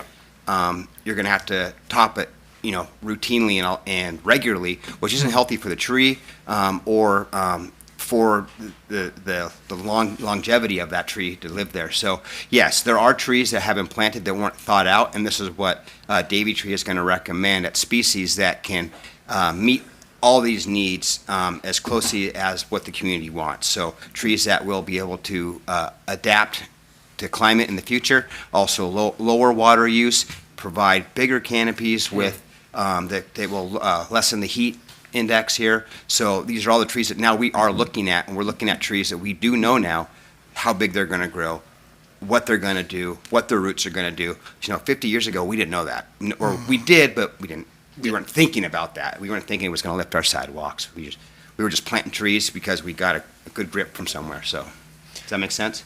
Yes, and I agree. Back when they were planted, these things weren't anticipated, but of course now they are. Yeah. So what is your ballpark number of trees like that are going? I don't know that off the top of my head. I would have to look. I would have to go and analyze the data for that, and those would actually be field inspection data that wouldn't necessarily be captured in the straight inventory, unless it was qualified as an outlier, where, like, say the sidewalk was causing root damage and causing it to lean. That would be flagged, but specific trees would not necessarily show, they wouldn't show up in my specific data if they were just lifting the sidewalk. They may have been flagged for inspection, which means that the arborist would have went there and there would be data on that, but I don't know off the top of my head how many specific, I know that there's some ficus that are causing some problems with their roots, but I don't have a number to tell you right now that I can give you that specific. And what do you think, Mike? Is it more than 100 trees? You know, we're so lucky here because we're seeing the big picture and the replanting, but what Burbankers are seeing is a red X out of the 33,130 trees that Davy Trees found. I would say no more than a couple hundred, but also on the fact that a lot of these trees have been root pruned over the years. Yeah. So this is stuff that we can't see. We have records of it, but the roots have been trimmed underground, the sidewalk or the roadway's been re-gone over it. So the tree's healthy and vigorous, but there's underground substantial potential situations that probably won't happen, but could happen. So we got to take all that, but that wasn't part of their inventory. That's going to be, Public Works is going to go through when they do a sidewalk, when they repair the sidewalks in the streets, they're going to uncover stuff that we're going to have to assess at that time. So as Michael was saying, it's going to be field inspections. But as of now, like our tree and our canopy is in very, very safe and stable condition. But there has been significant root pruning, which doesn't kill the tree or make it unstable, but it has been altered. It's not been in a perfect sense. So I see. Okay. All right. Thanks, guys. That's almost 74% of fair to really good. That's a pretty good stat, right? It is a good. Yeah, that's something that well, we're Tree City, USA. We've been through for like 40 years every year, and but the like you say, what Robbie's calling attention to is that red X on the trees on Magnolia, but they're basically, they're not being taken down just for general purposes. They're unsafe, and just like the on Niagara, I don't know if that's still going on with the trees being removed, but it comes down to public safety and also replanting trees that are a little more environmentally friendly. Is that pretty much what? Well, so it's not just one of the basic components of any well-designed urban tree species list. The first thing you're looking at are infrastructure conflicts and the size, right? So the amount of growth space it needs and infrastructure conflicts. So there's two infrastructure conflicts that you're going to look at. You're going to look at below ground, which is root damage potential, and then you're going to look at its height, right? So you're not going to, like Mike said, you're not going to want to put a 70-foot tree under power lines. And there is an immense amount of data already on trees that we can go and select trees that have a limited root damage potential, right? And so what we are now doing is pairing that with water and heat tolerance and salt tolerance to determine, how well are these trees going to do when the climate changes. But the urban stressors, those urban considerations, those don't change no matter what. So. And you were saying that Johnny Carson Park is the least shaded? It just lost the most amount of canopy. Well, several years ago when they renovated the park, they removed about 50 trees, but they also planted 150. Am I correct? Yeah. So that's going to, and the Chandler Bikeway. Sometimes do they do trees that have a good canopy but tend to grow faster? Because it looks like Chandler Bikeway, it's been there for over 20 years, right? So it can be species selection. It can be depending on whether there's irrigation there. Yeah. And it just sometimes it's the site. There's a good canopy there too from those relatively newly planted trees, correct? Yeah, so that's I'm assuming, and one of the things you think about with park trees too is that they tend to have a better living condition than a parkway or a street tree does. They have a larger, growing area. They're usually in less compacted soils, so they can just grow faster than if it was a tree that was just planted in a parkway box. So. If I may, Chair DiPaolo, I have two comments to add to what's already been said.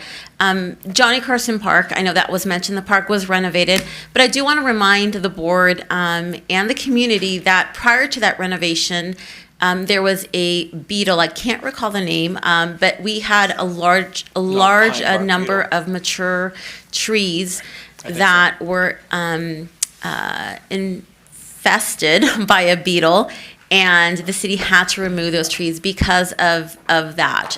So that speaks to species diversity, right? If you have the same tree species in the same location and there is a disease or there is something that impacts the tree, that's going to have a greater impact as compared to if you had a diverse tree species in a location on a block in a park, because sometimes there's some pesky little bugs out there, right?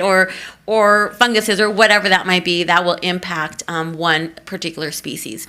The other thing I want to just also add to board member Brody's comment about the community, right? And one of the things that the department has already been doing, and I know will probably be in the master plan, but we're already being proactive, is education and community engagement and community education. It's really important to, one, right, this community engagement, this process is super important.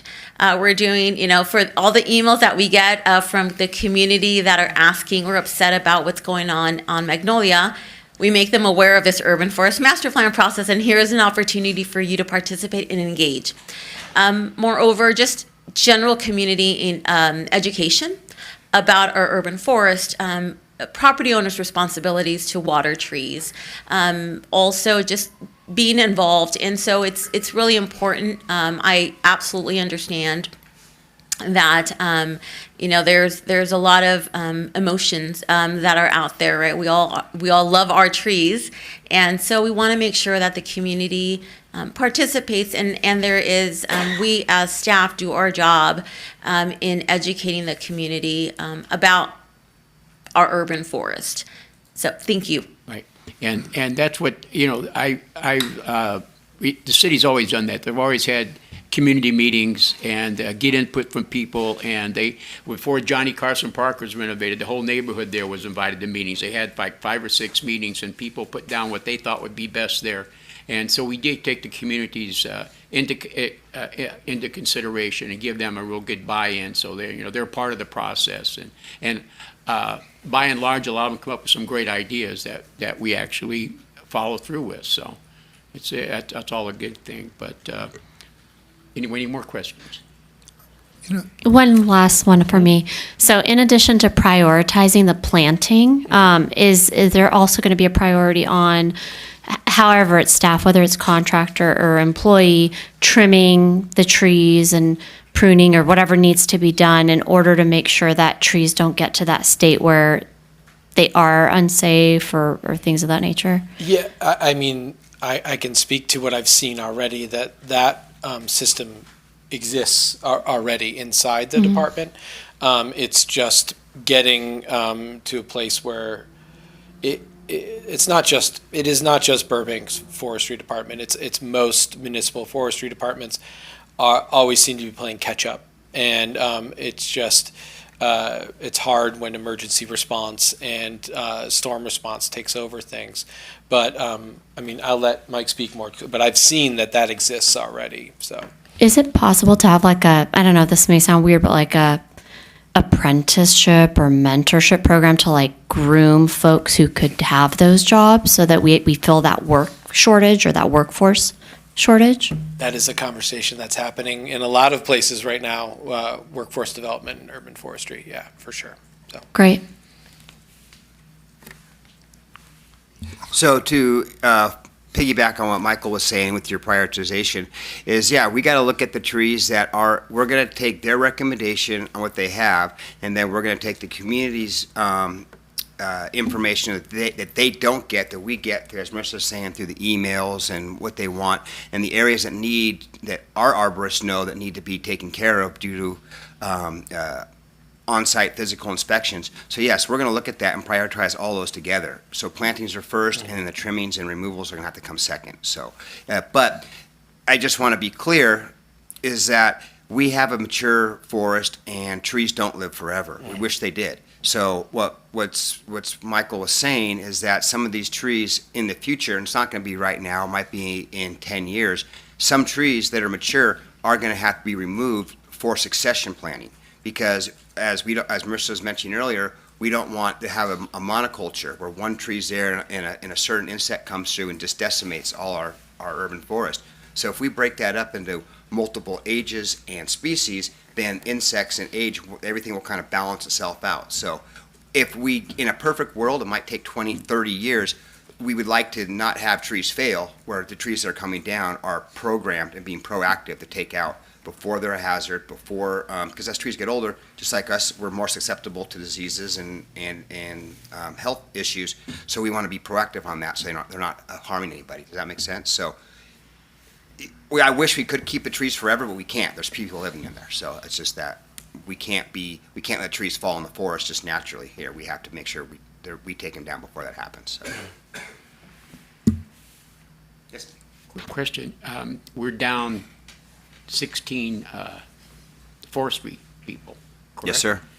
Is it because of qualifications, or they have to have some expertise in like going to heights, or as far as the... All of the above. So to be a tree trimmer, you have, especially for the city of Burbank, you have to be a certified tree trimmer. So you have to be able to pass the ISA, International Society of Arboriculture tree trimmer qualification. So that shows that they can actually take a running chainsaw up a tree in a bucket and on ropes and work at heights and operate safely. Back in the day, 30, 40 years ago, if you wanted to come out, we let you climb, and giggle with you while you did it. So, but that doesn't fly anymore. So Yeah, we have, pass on so people have to have experience. If you look at the documentation at the Cal OSHA, chainsaw work is the most dangerous work out there in all of construction. So the city needs to be very reactive on safety, so our employees aren't getting hurt. So that's the one thing. So yes, the city does require that. That makes a lot of sense. Thank you, Michael. I Yeah. appreciate that. Any other comments from my colleagues? If I can add just a little to what Mike said, what Burbank is experiencing, we're not alone. We are actually one of very few municipalities in Southern California that we actually have while it's only 4 right now, a forestry division. Most municipalities over the years have transitioned to contractor. And so we have been, as a city, the city does not generally look to a third-party contractor do work, any jobs in the city, unless, we get to this place. So what we're experiencing now, we are looking at our job descriptions. We're looking at, hiring and ensuring that we're paying, the wage, the salary is appropriate. But it's something that we are not the only ones. And I can't remember the city. I believe there's only one other municipality, maybe 2, that actually have forestry. Whether it's park and rec or in public works. So again, we're just experiencing that, and the city transitioning to a contractor has definitely helped us to ensure that we're maintaining our trees while we want to improve our 6-year cycle, right? We have a cycle that's approximately 6 years where we do grid pruning, and every 6 years the tree on your block will be trimmed. We want to look at that and just see, is a 6-year cycle something that the city wants to continue? Do we want to improve on that? What does the community want? If I know some people want their trees trimmed every 2 years, that would be fantastic, but that also takes a funding for that. Thank you, Marissa. Yeah, I would like to say that from my experience in other municipalities in the state, and even reviewing out-of-state things, that Burbank is ahead of the curve on a lot of things, and it's not only that they have in common in Southern California that people are struggling to fill these departments. It is the norm now. So it even goes to private sector sometimes. So, And that's good to know. Right on. Thank you guys very much. Any other questions? Well, I just one more thing, and Mike, I hope you'll know. So I went to get into my car, and my Parkway tree now has this giant, looks like glass globe thing hanging in it that's filled with bugs that I assume somebody from the city put there. It wasn't put there by me or my neighbors.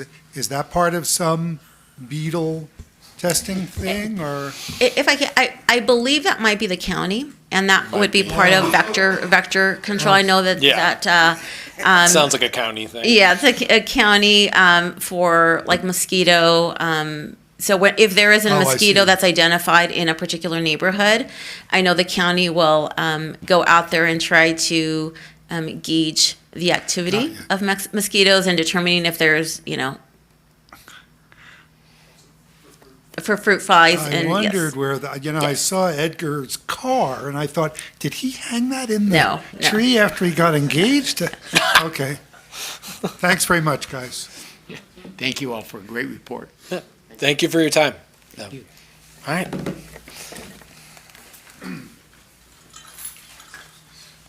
Okay, number 2 here, Burbank Tennis Center annual report. Mr. John McGinley for 2024-25.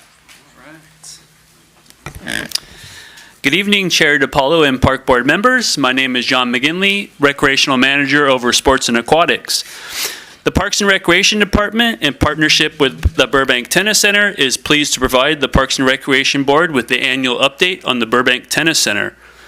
Since the opening in 1997, the city has partnered with operator and general manager, Mr. Steve Starleaf, who has successfully managed the facility for more than 25 years. Under the current tennis center operations agreement approved by City Council in 2014 and extended in 2019, the operator remains in full compliance with all terms and continues to provide high-quality programming, operations, and facility maintenance. Over the past fiscal year, the Burbank Tennis Center has offered a wide variety of lessons, clinics, leagues, tournaments, and special events, while also maintaining the facility to high standards through capital improvements and routine maintenance projects. The operator remains a strong community partner, supporting local high school tennis programs, offering pickleball opportunities, and participating in citywide initiatives such as the Burbank Adaptive Sports Day. The department remains very satisfied with Burbank Tennis Center performance and looks forward to continued collaboration to further enhance recreational opportunities for the Burbank community. I would now like to call up General Manager Steve Starleaf to present a PowerPoint overview.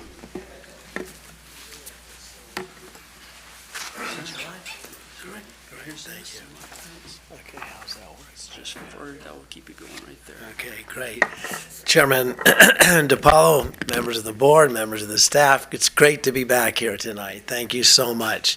First, I want to thank Department Chairman Marissa Garcia. She did a great job on the overview, and those of you who were able to come out to the Paddles for a Purpose, it was fantastic. I was able to go to the City Council meeting Tuesday night and thank the council members for participating. It was a lot of fun, and everybody had a great time, had over 100 players.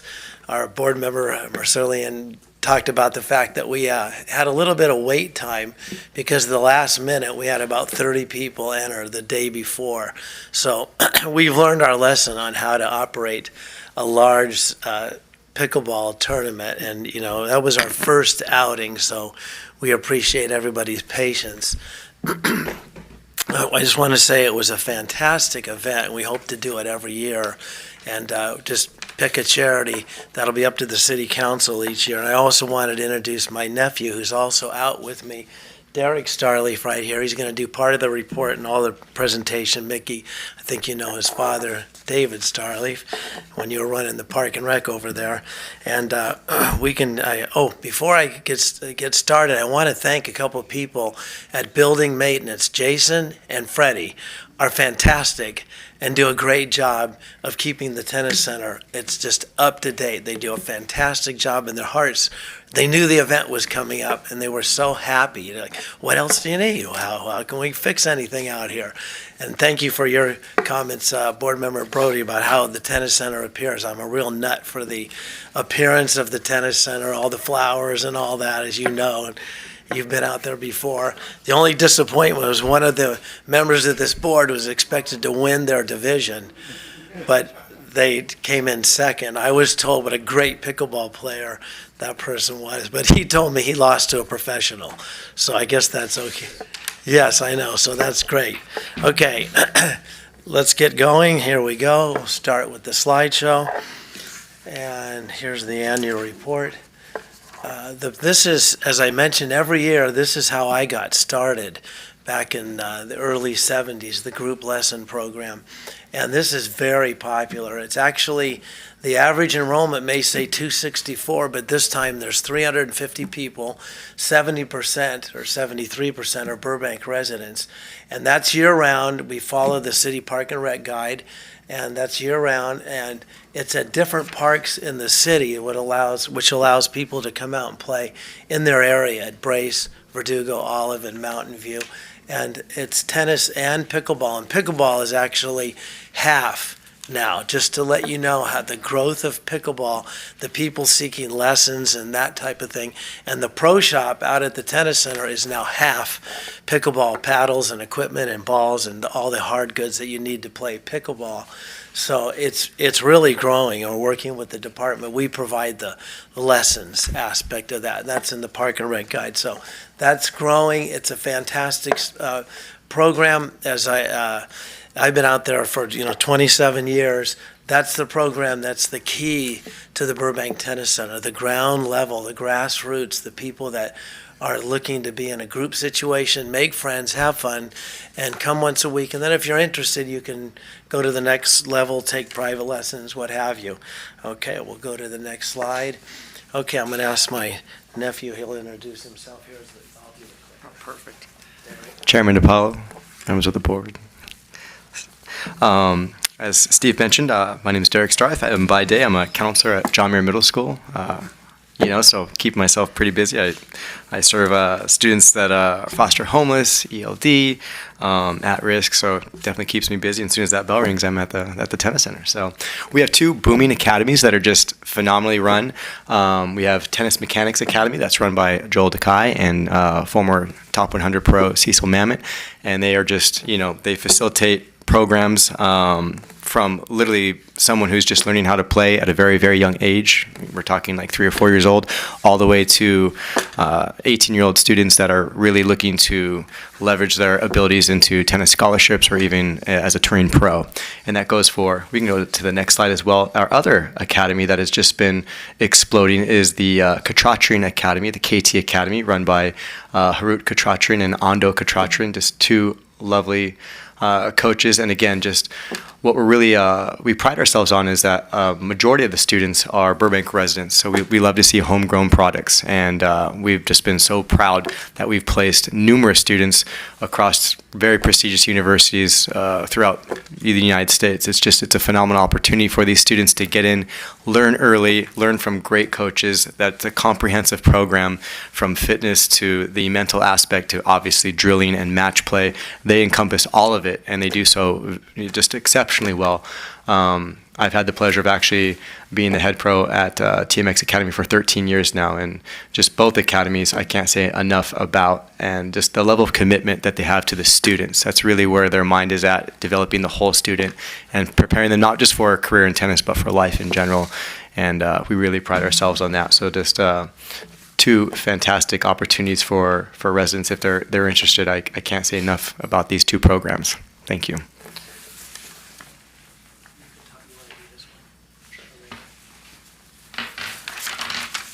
Additionally, we had touring pro Alina Avanesian.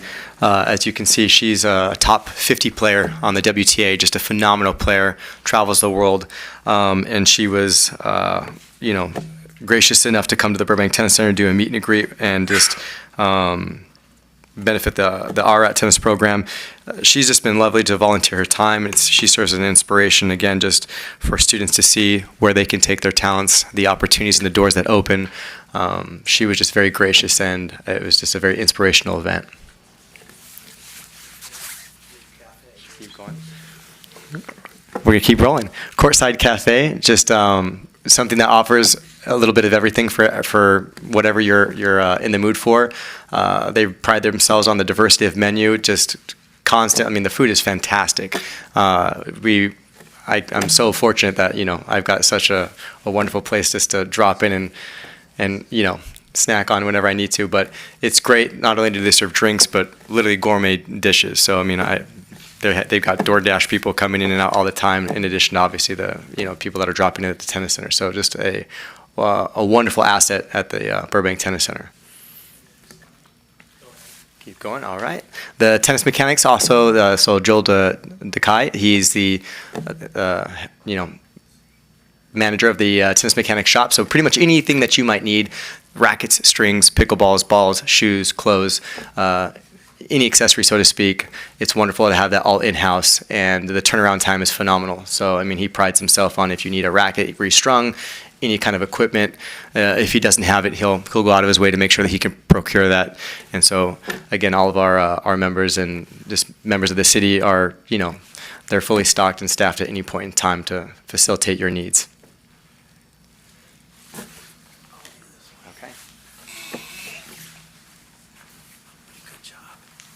Now, this is the RSPA conference. The RSPA is the Racket Sports Professional Association. This used to be called the USPTA, so this is now including pickleball, badminton, and there's a new sport, I mentioned it last year, padel, that's all over Europe, like pickleball is all over the United States. It's enclosed. I don't know if board member, have you played padel? Okay, yeah. Well, we had the conference. This will be one of our ongoing goals. We're working with Diego on our next set of 5-year goals. So they chose us to host this. It was a 3-day ongoing continuing education, and I've been a part of the association for many, many years. And it's where managers, owners, teaching pros, both pickleball and tennis, they came from all over the country, flew into the Burbank airport, stayed at the Hilton, and it was a fantastic learning opportunity. By hosting it, they allowed our pros to sit down and listen for, I think it was like $250, $300 to register for the RSPA conference, and they do certifications. One of the goals of the tennis center is, I said our pros would always be the first rate certified teaching pros. So they actually do testing out there. That's what they're doing in that middle slide there, is testing pros and awarding the certifications. And you can test up. If you didn't test so well last year, you can move up for the next year. So very interesting. We're already planning next May, and I'll send invitations out so everybody can be a part of that. This is growing like crazy. The Acing Autism, they want more courts than we have available, but it's now gone from, this is probably the 15th, 16th year of this.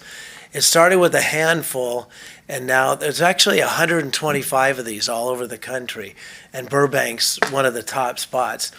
Now we give them 2 courts, Stadium Court every Saturday and Court 1 adjacent. If you look up on the slide, there is Court 1.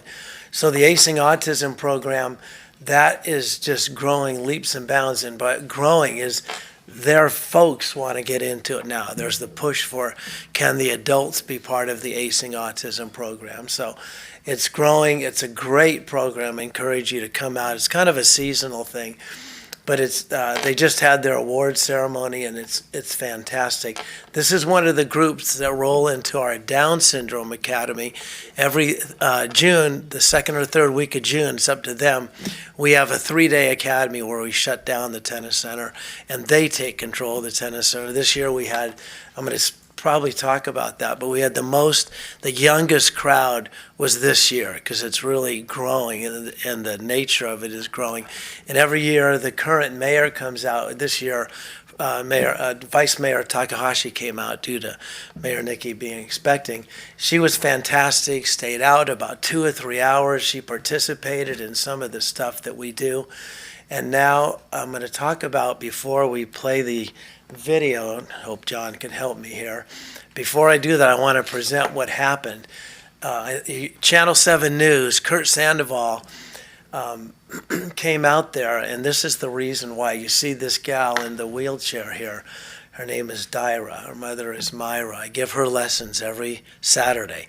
I want to invite anybody who wants to come out. She's very proud of herself. And she just started her first year at Burbank High. The staff knows her. Marissa's seen her out there.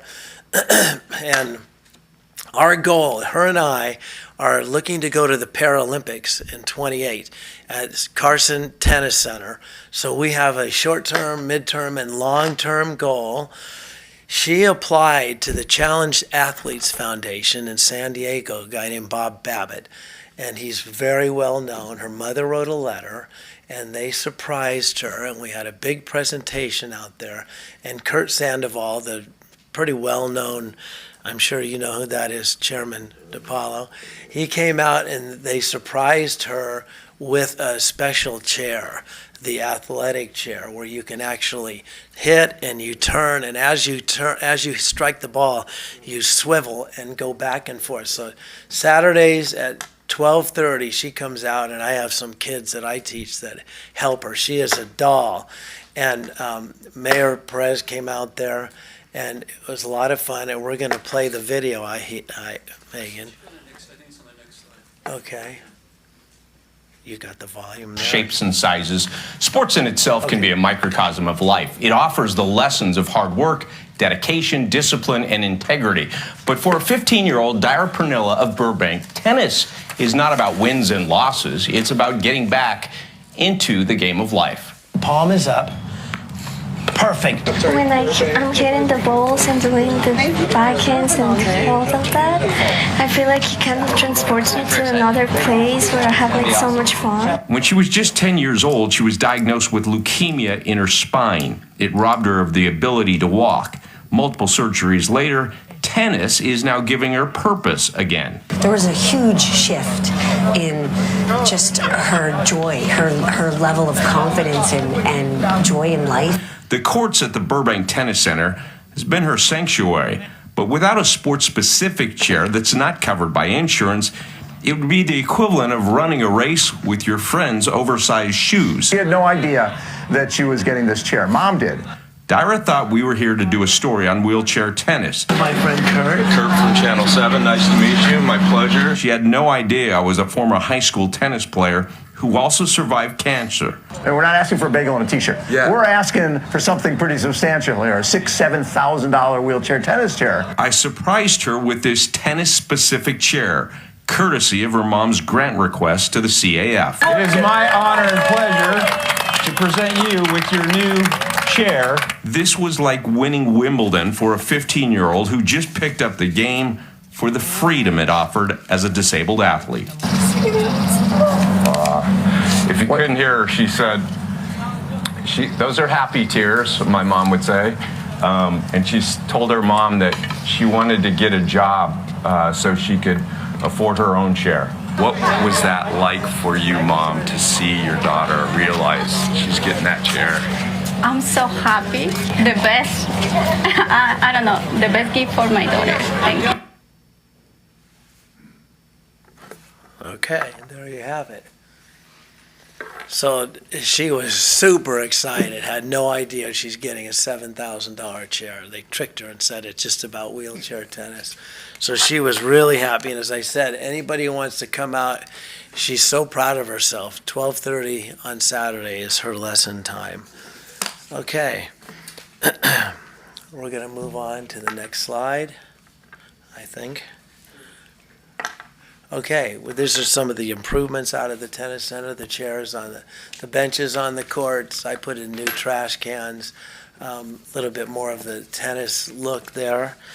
And we'll go to the next one. Courts 8 and 9, the staff is, I always say this, the staff is so wonderful and working with us on keeping the courts really nice.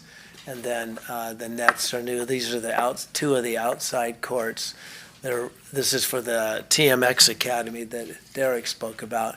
I put in some of the landscaping here on court 1. I'm going to move to the next one, required testing and fire suppression. So that was completed, that system. That's in the courtside cafe because that gets monitored by the County of Los Angeles, and we always have an A. And I mentioned it before, Isabella's been with me for about 8 or 9 years. Fantastic, super nice lady, does a great job. Her mom, her and her daughter are all part of the courtside cafe. A lot of the city people come out and support it, like my nephew mentioned, and pick up food out there. So that's really nice of them. I skipped a slide in here because the Adaptive Sports Expo, do you want to comment on that? It's yeah, that we were part of that. Okay, there you go. Director Garcia, can I have Diego help with this? I would be happy to. Is the mic on? Can you hear me? Yeah. I just wanted to thank the Burbank Tennis Center because we hosted our second annual Adaptive Sports Expo And it was primarily hosted at the tennis center. We activated all the courts. We had tennis, pickleball, rugby, basketball out there.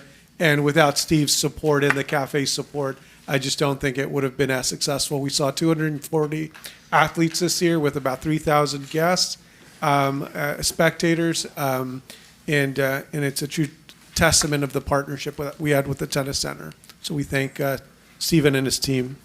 Well, thank you so much. It's a joint effort. You know, when the idea was to have a tennis center many years ago, I said, I grew up in the city. I went to the Jefferson Muir, Burbank High. So I'm a local guy. I wanted it to be a local community tennis center. So, you know, it's called the Burbank Tennis Center, but a lot of times I call it the Burbank Community Tennis Center. It's not a private club, although it's so well maintained by the city. People come in and say, you know, is this a private facility? It's so nice, but it's not. It's a community facility, and that's the way we want to keep it. Okay.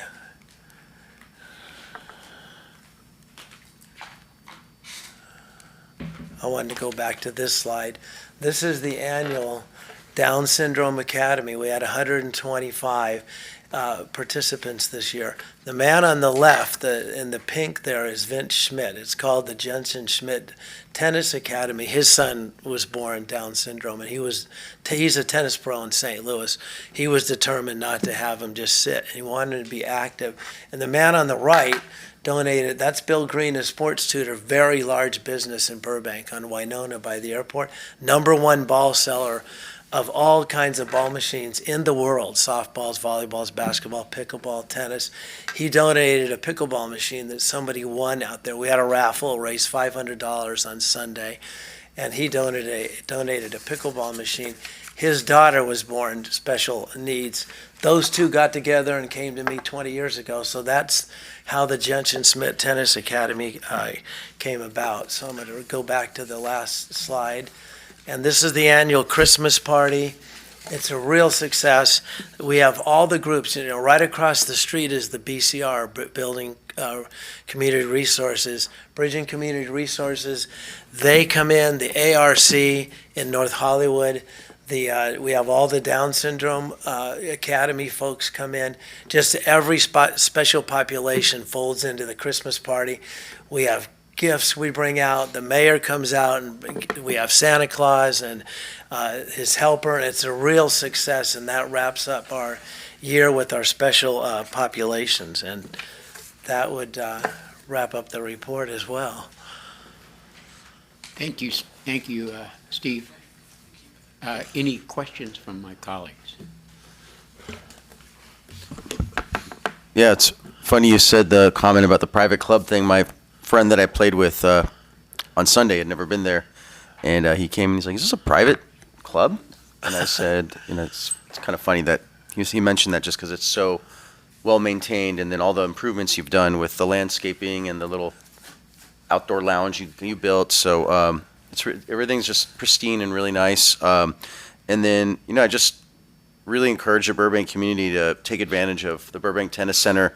If your child is serious about tennis, you've got two incredible academies between Chatrian and TMX. They also offer a lot of summer camps. And then if you're not super serious about tennis, but you just want to get out there and have fun, there's a lot of recreational classes through Parks and Rec that are offered there as well. So there's just a lot of different things happening there. And I can't speak enough about the Courtside Cafe. They're so nice. And the food is like really good. It's got everything you want. If you want all the healthy options that you want, and if you want to put a few calories in, they've got some of those as well. Your chicken tenders and fries. But the food is really, really good. And so just a great facility. And it's crazy. Not to diminish public facilities, but generally speaking, you would anticipate something like that to be a private, club membership, private country club.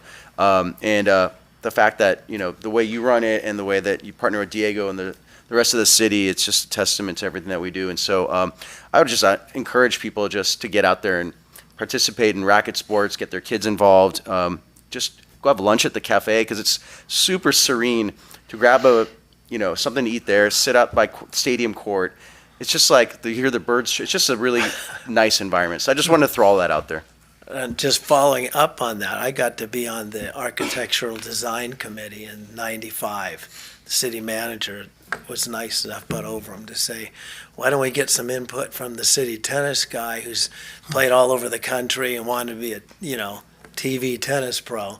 So I'd seen a lot of facilities. This courtside cafe and the stadium court, that came from, I played at Riviera Country Club, and that's the setup they have, the cafe, the seating, the stadium court, McEnroe, Connors in the day, and all that.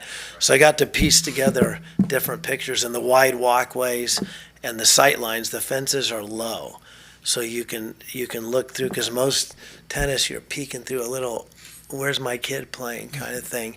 So there's the sight lines. It's a credit to the city manager at the time to say, let's ask this guy a few things, and that's why we have 2 clay courts. I went out into the world and tried to be a tennis pro. That didn't go so great. But I realized, wow, what's a clay court? When I'm 21 years old, out there playing, slipping and sliding. I don't know if you guys have seen the tennis court out there, but you slide into the shot, and it's a lot easier on your body, and it makes you a better player because you have to develop the point. The ball's not so fast. Like I learned at McCambridge Park, went on to play at Texas A&M. I was an offensive player. The ball just went through the court quick.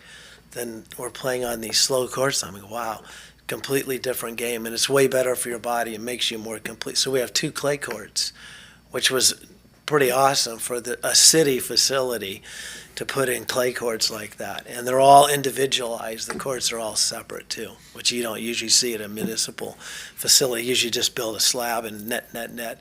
So we're very lucky in this community. And long after I'm gone or he's gone, that beautiful facility will be there. Thank you for those comments. Yeah, I certainly want to add my thanks for everything you do over there. Happy to say that just flipping through a Parks and Rec activity guide 15 years ago, hey, at the breakfast table, my kid at the time was 5 years old. What's this? The group lessons are the best way in. They are very affordable. And as you know, Steve, we fell in love with Lori, who my daughter stuck with all those years, all through middle and high school, once she was out of the group lesson thing. And, the little known fact is the parents get a workout too, because we have to collect all the balls. So Right. You've got to go around and use that thing that's like a vacuum cleaner. I don't even know what it Yes. is that picks the Yes. balls up. And my daughter's lessons were on Saturday, so I got to see the autism classes in action. And I don't know, a buddy of mine, Donald Wong, is also, Donald I don't know Wong. if he's still there. Yes. But he's a buddy of mine also teaching. Yet just a first-class operation, like so many things in our city. But man, that Parks and Rec guide, that's, I think, a lot of kids' entree into the tennis center. It was, gosh, when I think how inexpensive those lessons were, and I would guess for lots of kids, it sticks with them and they stay. So, keep on keeping on. Great job. Thank you so much. Thanks for coming out Sunday. I think your daughter's Eve, right? Yes, correct. Yes, so you've been coming out for quite some Yeah. time. Thank you very much. Yeah. Yeah, just to echo, thank you so much, Mr. Starley, for all of your philanthropic efforts and also helping to push forward inclusion in sports, and having seen firsthand Diego partnering with Mr. Starleaf, it's really impressive, the partnership between Diego's team as well as your team. So thank you very much. We're lucky to have you in the community putting all this good work in and helping make sports, tennis, pickleball inclusive for everybody. Thank you very much. Weren't you part of Leadership Burbank? I Pickleball? was, yeah. I thought I recognized Yeah, you. Yeah, it's that was me. a great event. Great event. Thanks. Steve, as we go back quite a ways. Many In years. 1997, when they did a complete renovation of the lower Cambridge No, Park. before that, when you were and at and, Cambridge. the lower building, that's what we used to call it, was that was a recreational building, the only recreational building on the park before they built the center and the pool back in 1957. but I remember the tennis courts when it still was cutting edge way back in the late 50s and 60s, because that's the type of municipal program that Burbank has always had. And like you say, this looks like Newport Beach up there, but it's a Burbank municipal program, and it's a great facility. And I think the city did when you threw your name in the hat and the city hired you. I think that was really a big win for the city, and I respect your conscientiousness and your professionalism and your, like you do include the whole community, and I think that's a wonderful thing. And I know sometimes you sit there, well, how am I going to make this happen? But you always do, and so I commend you on that. Thanks for the wonderful report. And thanks, Derek. Johnny Morse, Johnny Morse, you know yes, sir. Johnny Morse, started me off, city employee, fantastic man. Plaque out there on courts 6 through 9, there's a plaque for Johnny Morse. Thank you very much. Thank you, Steve. Okay, thank you. Chair DiPaolo, if I may, before we move on to the next agenda item, I just want to remind the board, per the council's new expectations of our boards, commissions, and committees, there is a 2-hour, at the 2-hour mark, we are to reevaluate the rest of the agenda to determine whether the chair and the board wants to continue the meeting or if we want to defer any items. We have 2 agenda items left. One is the update on our quarterly update. I believe that's about 12 minutes, not that it's been timed. And then we have the other item that will be about 5 minutes. So I just wanted to present that to the board. If you'd like to continue, make a motion so we can continue, or we can push these items. Given the time, my recommendation would be, or my motion is to table number 3 to an agenda that has a little bit maybe lighter agenda.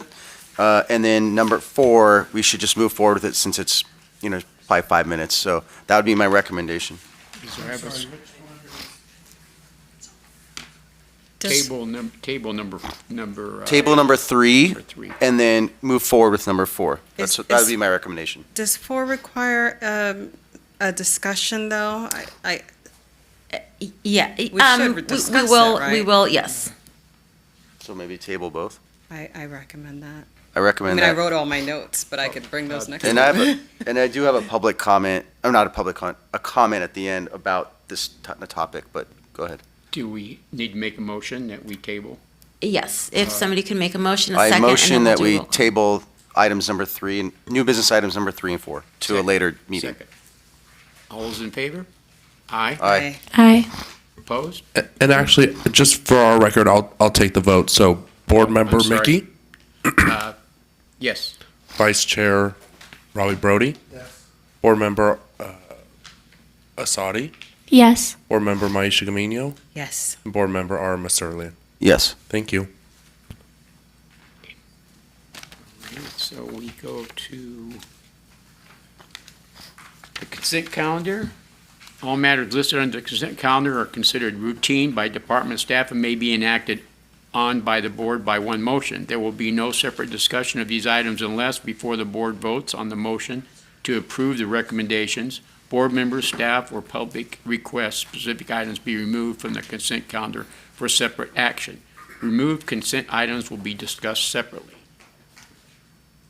We have a motion of approval of the consent calendar. I motion to approve the consent calendar. And I'll second. All, Chair DiPaolo, yes. Vice Chair Brody, Yes. Board Member Asadi, Yes. Board Member Gamino, Yes. Board Member Masurlian. Yes. Thank you.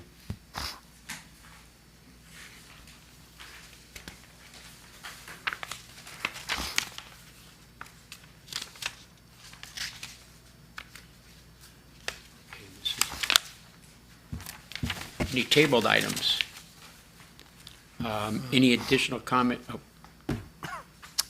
So real quick, I don't want to come across as rude or crass here and to diminish the amount of work and all the information that these annual reports and these master plans provide, but transparently, that tree plan was way too long. And it just, I think we need to, it starts lose, this is maybe just me, I can't speak for the rest of the board. I mean, give us like, I don't want to say an executive overview, but give us like the strong, the important points. Like, it was way too much in there for us to sit here for 45 minutes and go through every little detail. And I understand the importance of providing that, but there's got to be another forum. And then the more important thing is to give us the important information, let us soak it in, and then have an engaging discussion, and then move on from that. I think spending an hour on that was just too long. So I think, me personally, I think when we do these master plans or these annual reports, I think they should be limited to about 15 to 20 minutes. And maybe that doesn't do it justice, I don't know. And I'm not trying to diminish the importance of these, but I just think like people start losing attention spans. You start, again, I can't speak for the rest of the board. I want to make sure like I'm fully engaged in the discussion and the conversation. My head's fully into it. And that thing was just way too long. And I think in the future, if there's a way we can put a limit on how long presentations go, I'm not saying the discussion, because the discussion could go however long we think there's questions and back and forth, but the actual presentation, I just felt it was way too long, and I would just highly encourage we evaluate how long we let presentations go, because I just don't think it does anyone justice to have that long of a presentation. So that's just my opinion. Everyone could disagree, but it lost me at some point, and I thought it was a very important topic that a lot of people in the city care about, and I just couldn't even come up with questions anymore because it just totally lost me. It can't go on that long. Give us a high level, give us an executive overview. So that's just kind of like my opinion, but I'll leave it at that.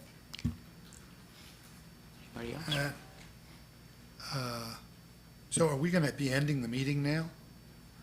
After we go through the tabled items and additional comments and Then the rest of the agenda. I just want to say, I hate kicking this can down the road. I understand the time is gone, but we've got to put this dog park. We mistakenly missed it at our last meeting, and now we're not going to do it at this meeting. And I get so many messages about this. So can we put that at the top of the next meeting, what's going on, and without my... So we do provide an update. It's on the consent. We can certainly, we're trying to balance. I recognize, understand the comments, and especially now, right? Typically, our meetings do not go this long. There are a lot of very important things that are going on in our department. We definitely want to engage and use this time as best as we can to engage the board, bring reports either for feedback or just as updates. So certainly, the discussion of, and I'm not going to go into too much of dog park. There's only so much, right? We can all express our concerns of a project or disappointment. But I don't know that would be necessarily a fruitful conversation or very productive, other than expressing our desire to move that project forward. The report is on there in terms of the dog park. What the update is, it's beyond staff's control. We are working through that, and we are definitely trying to get that project moving forward. We do try to do our best to gauge how long presentations go. I absolutely, appreciate the comment and the feedback about, the length of some reports. And I can tell you that from my perspective, from staff's perspective, there is value to sharing, and certainly we can look to condense some things and maybe not go as technical, but an urban forest master plan there is a lot of information. And while I understand that this is also a presentation to this body, these meetings are televised, and the community are also watching. And so we want to make sure that we're as thorough and transparent as possible in terms of some information. We do, again, try to keep, we totally missed the mark. We do look at our agenda and gauge the time and how long each was going to take, and certainly some things went a lot longer than we anticipated. Thank you for that comment, Marissa. tonight was the exception instead of the rule as far as the longevity of the meeting. And the way, we even bopped the red X's on the trees. And I think any of the community was watching this tonight, maybe got some information they can take to heart and know the reasoning why the trees on Magnolia are being removed. And sure, it was a little long, but we can also at the same time, at the end, however long it takes, write down some questions we have as, we're going through the different points of it. But like I said, tonight the meeting ran a little longer. I've been in longer meetings throughout the years, but this is, I think, was necessary. We had 4 presentations tonight, which is normally not the case. So the meeting itself was there was a big agenda, but I think it was necessary, and we've moved on to the 2 agenda items we've tabled to the next meeting. So all good. I just want to clarify that it's not the length of the meeting. I could sit here, if there's really important topics to cover, I can sit here till 10 o'clock.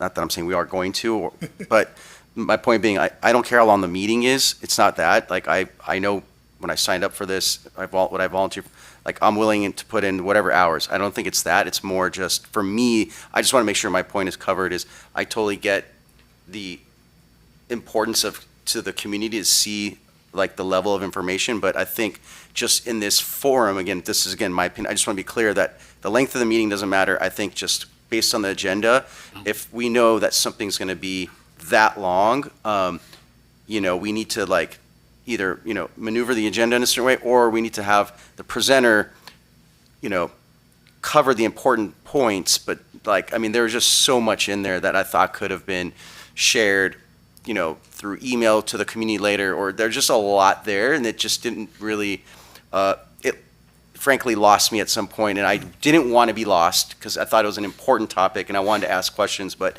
there was just so much that I thought didn't necessarily need to be in that presentation. So I've just, my point being, in the future, hopefully we can look at the presentation ahead of time and just put the important things that need to be covered and that we think the community's a bit like, we don't need like, I don't know. I'm rambling here. I'll stop. But that's my point. Your point was taken. It was taken. Okay. Introduction of new agenda items. None. Okay. I would like to adjourn this meeting, and obviously everybody knows it's 9/11 today, and let's never forget the people that have lost their lives. And I think we need to pray for our country, and our meeting's dismissed. Adjourned. Thank you.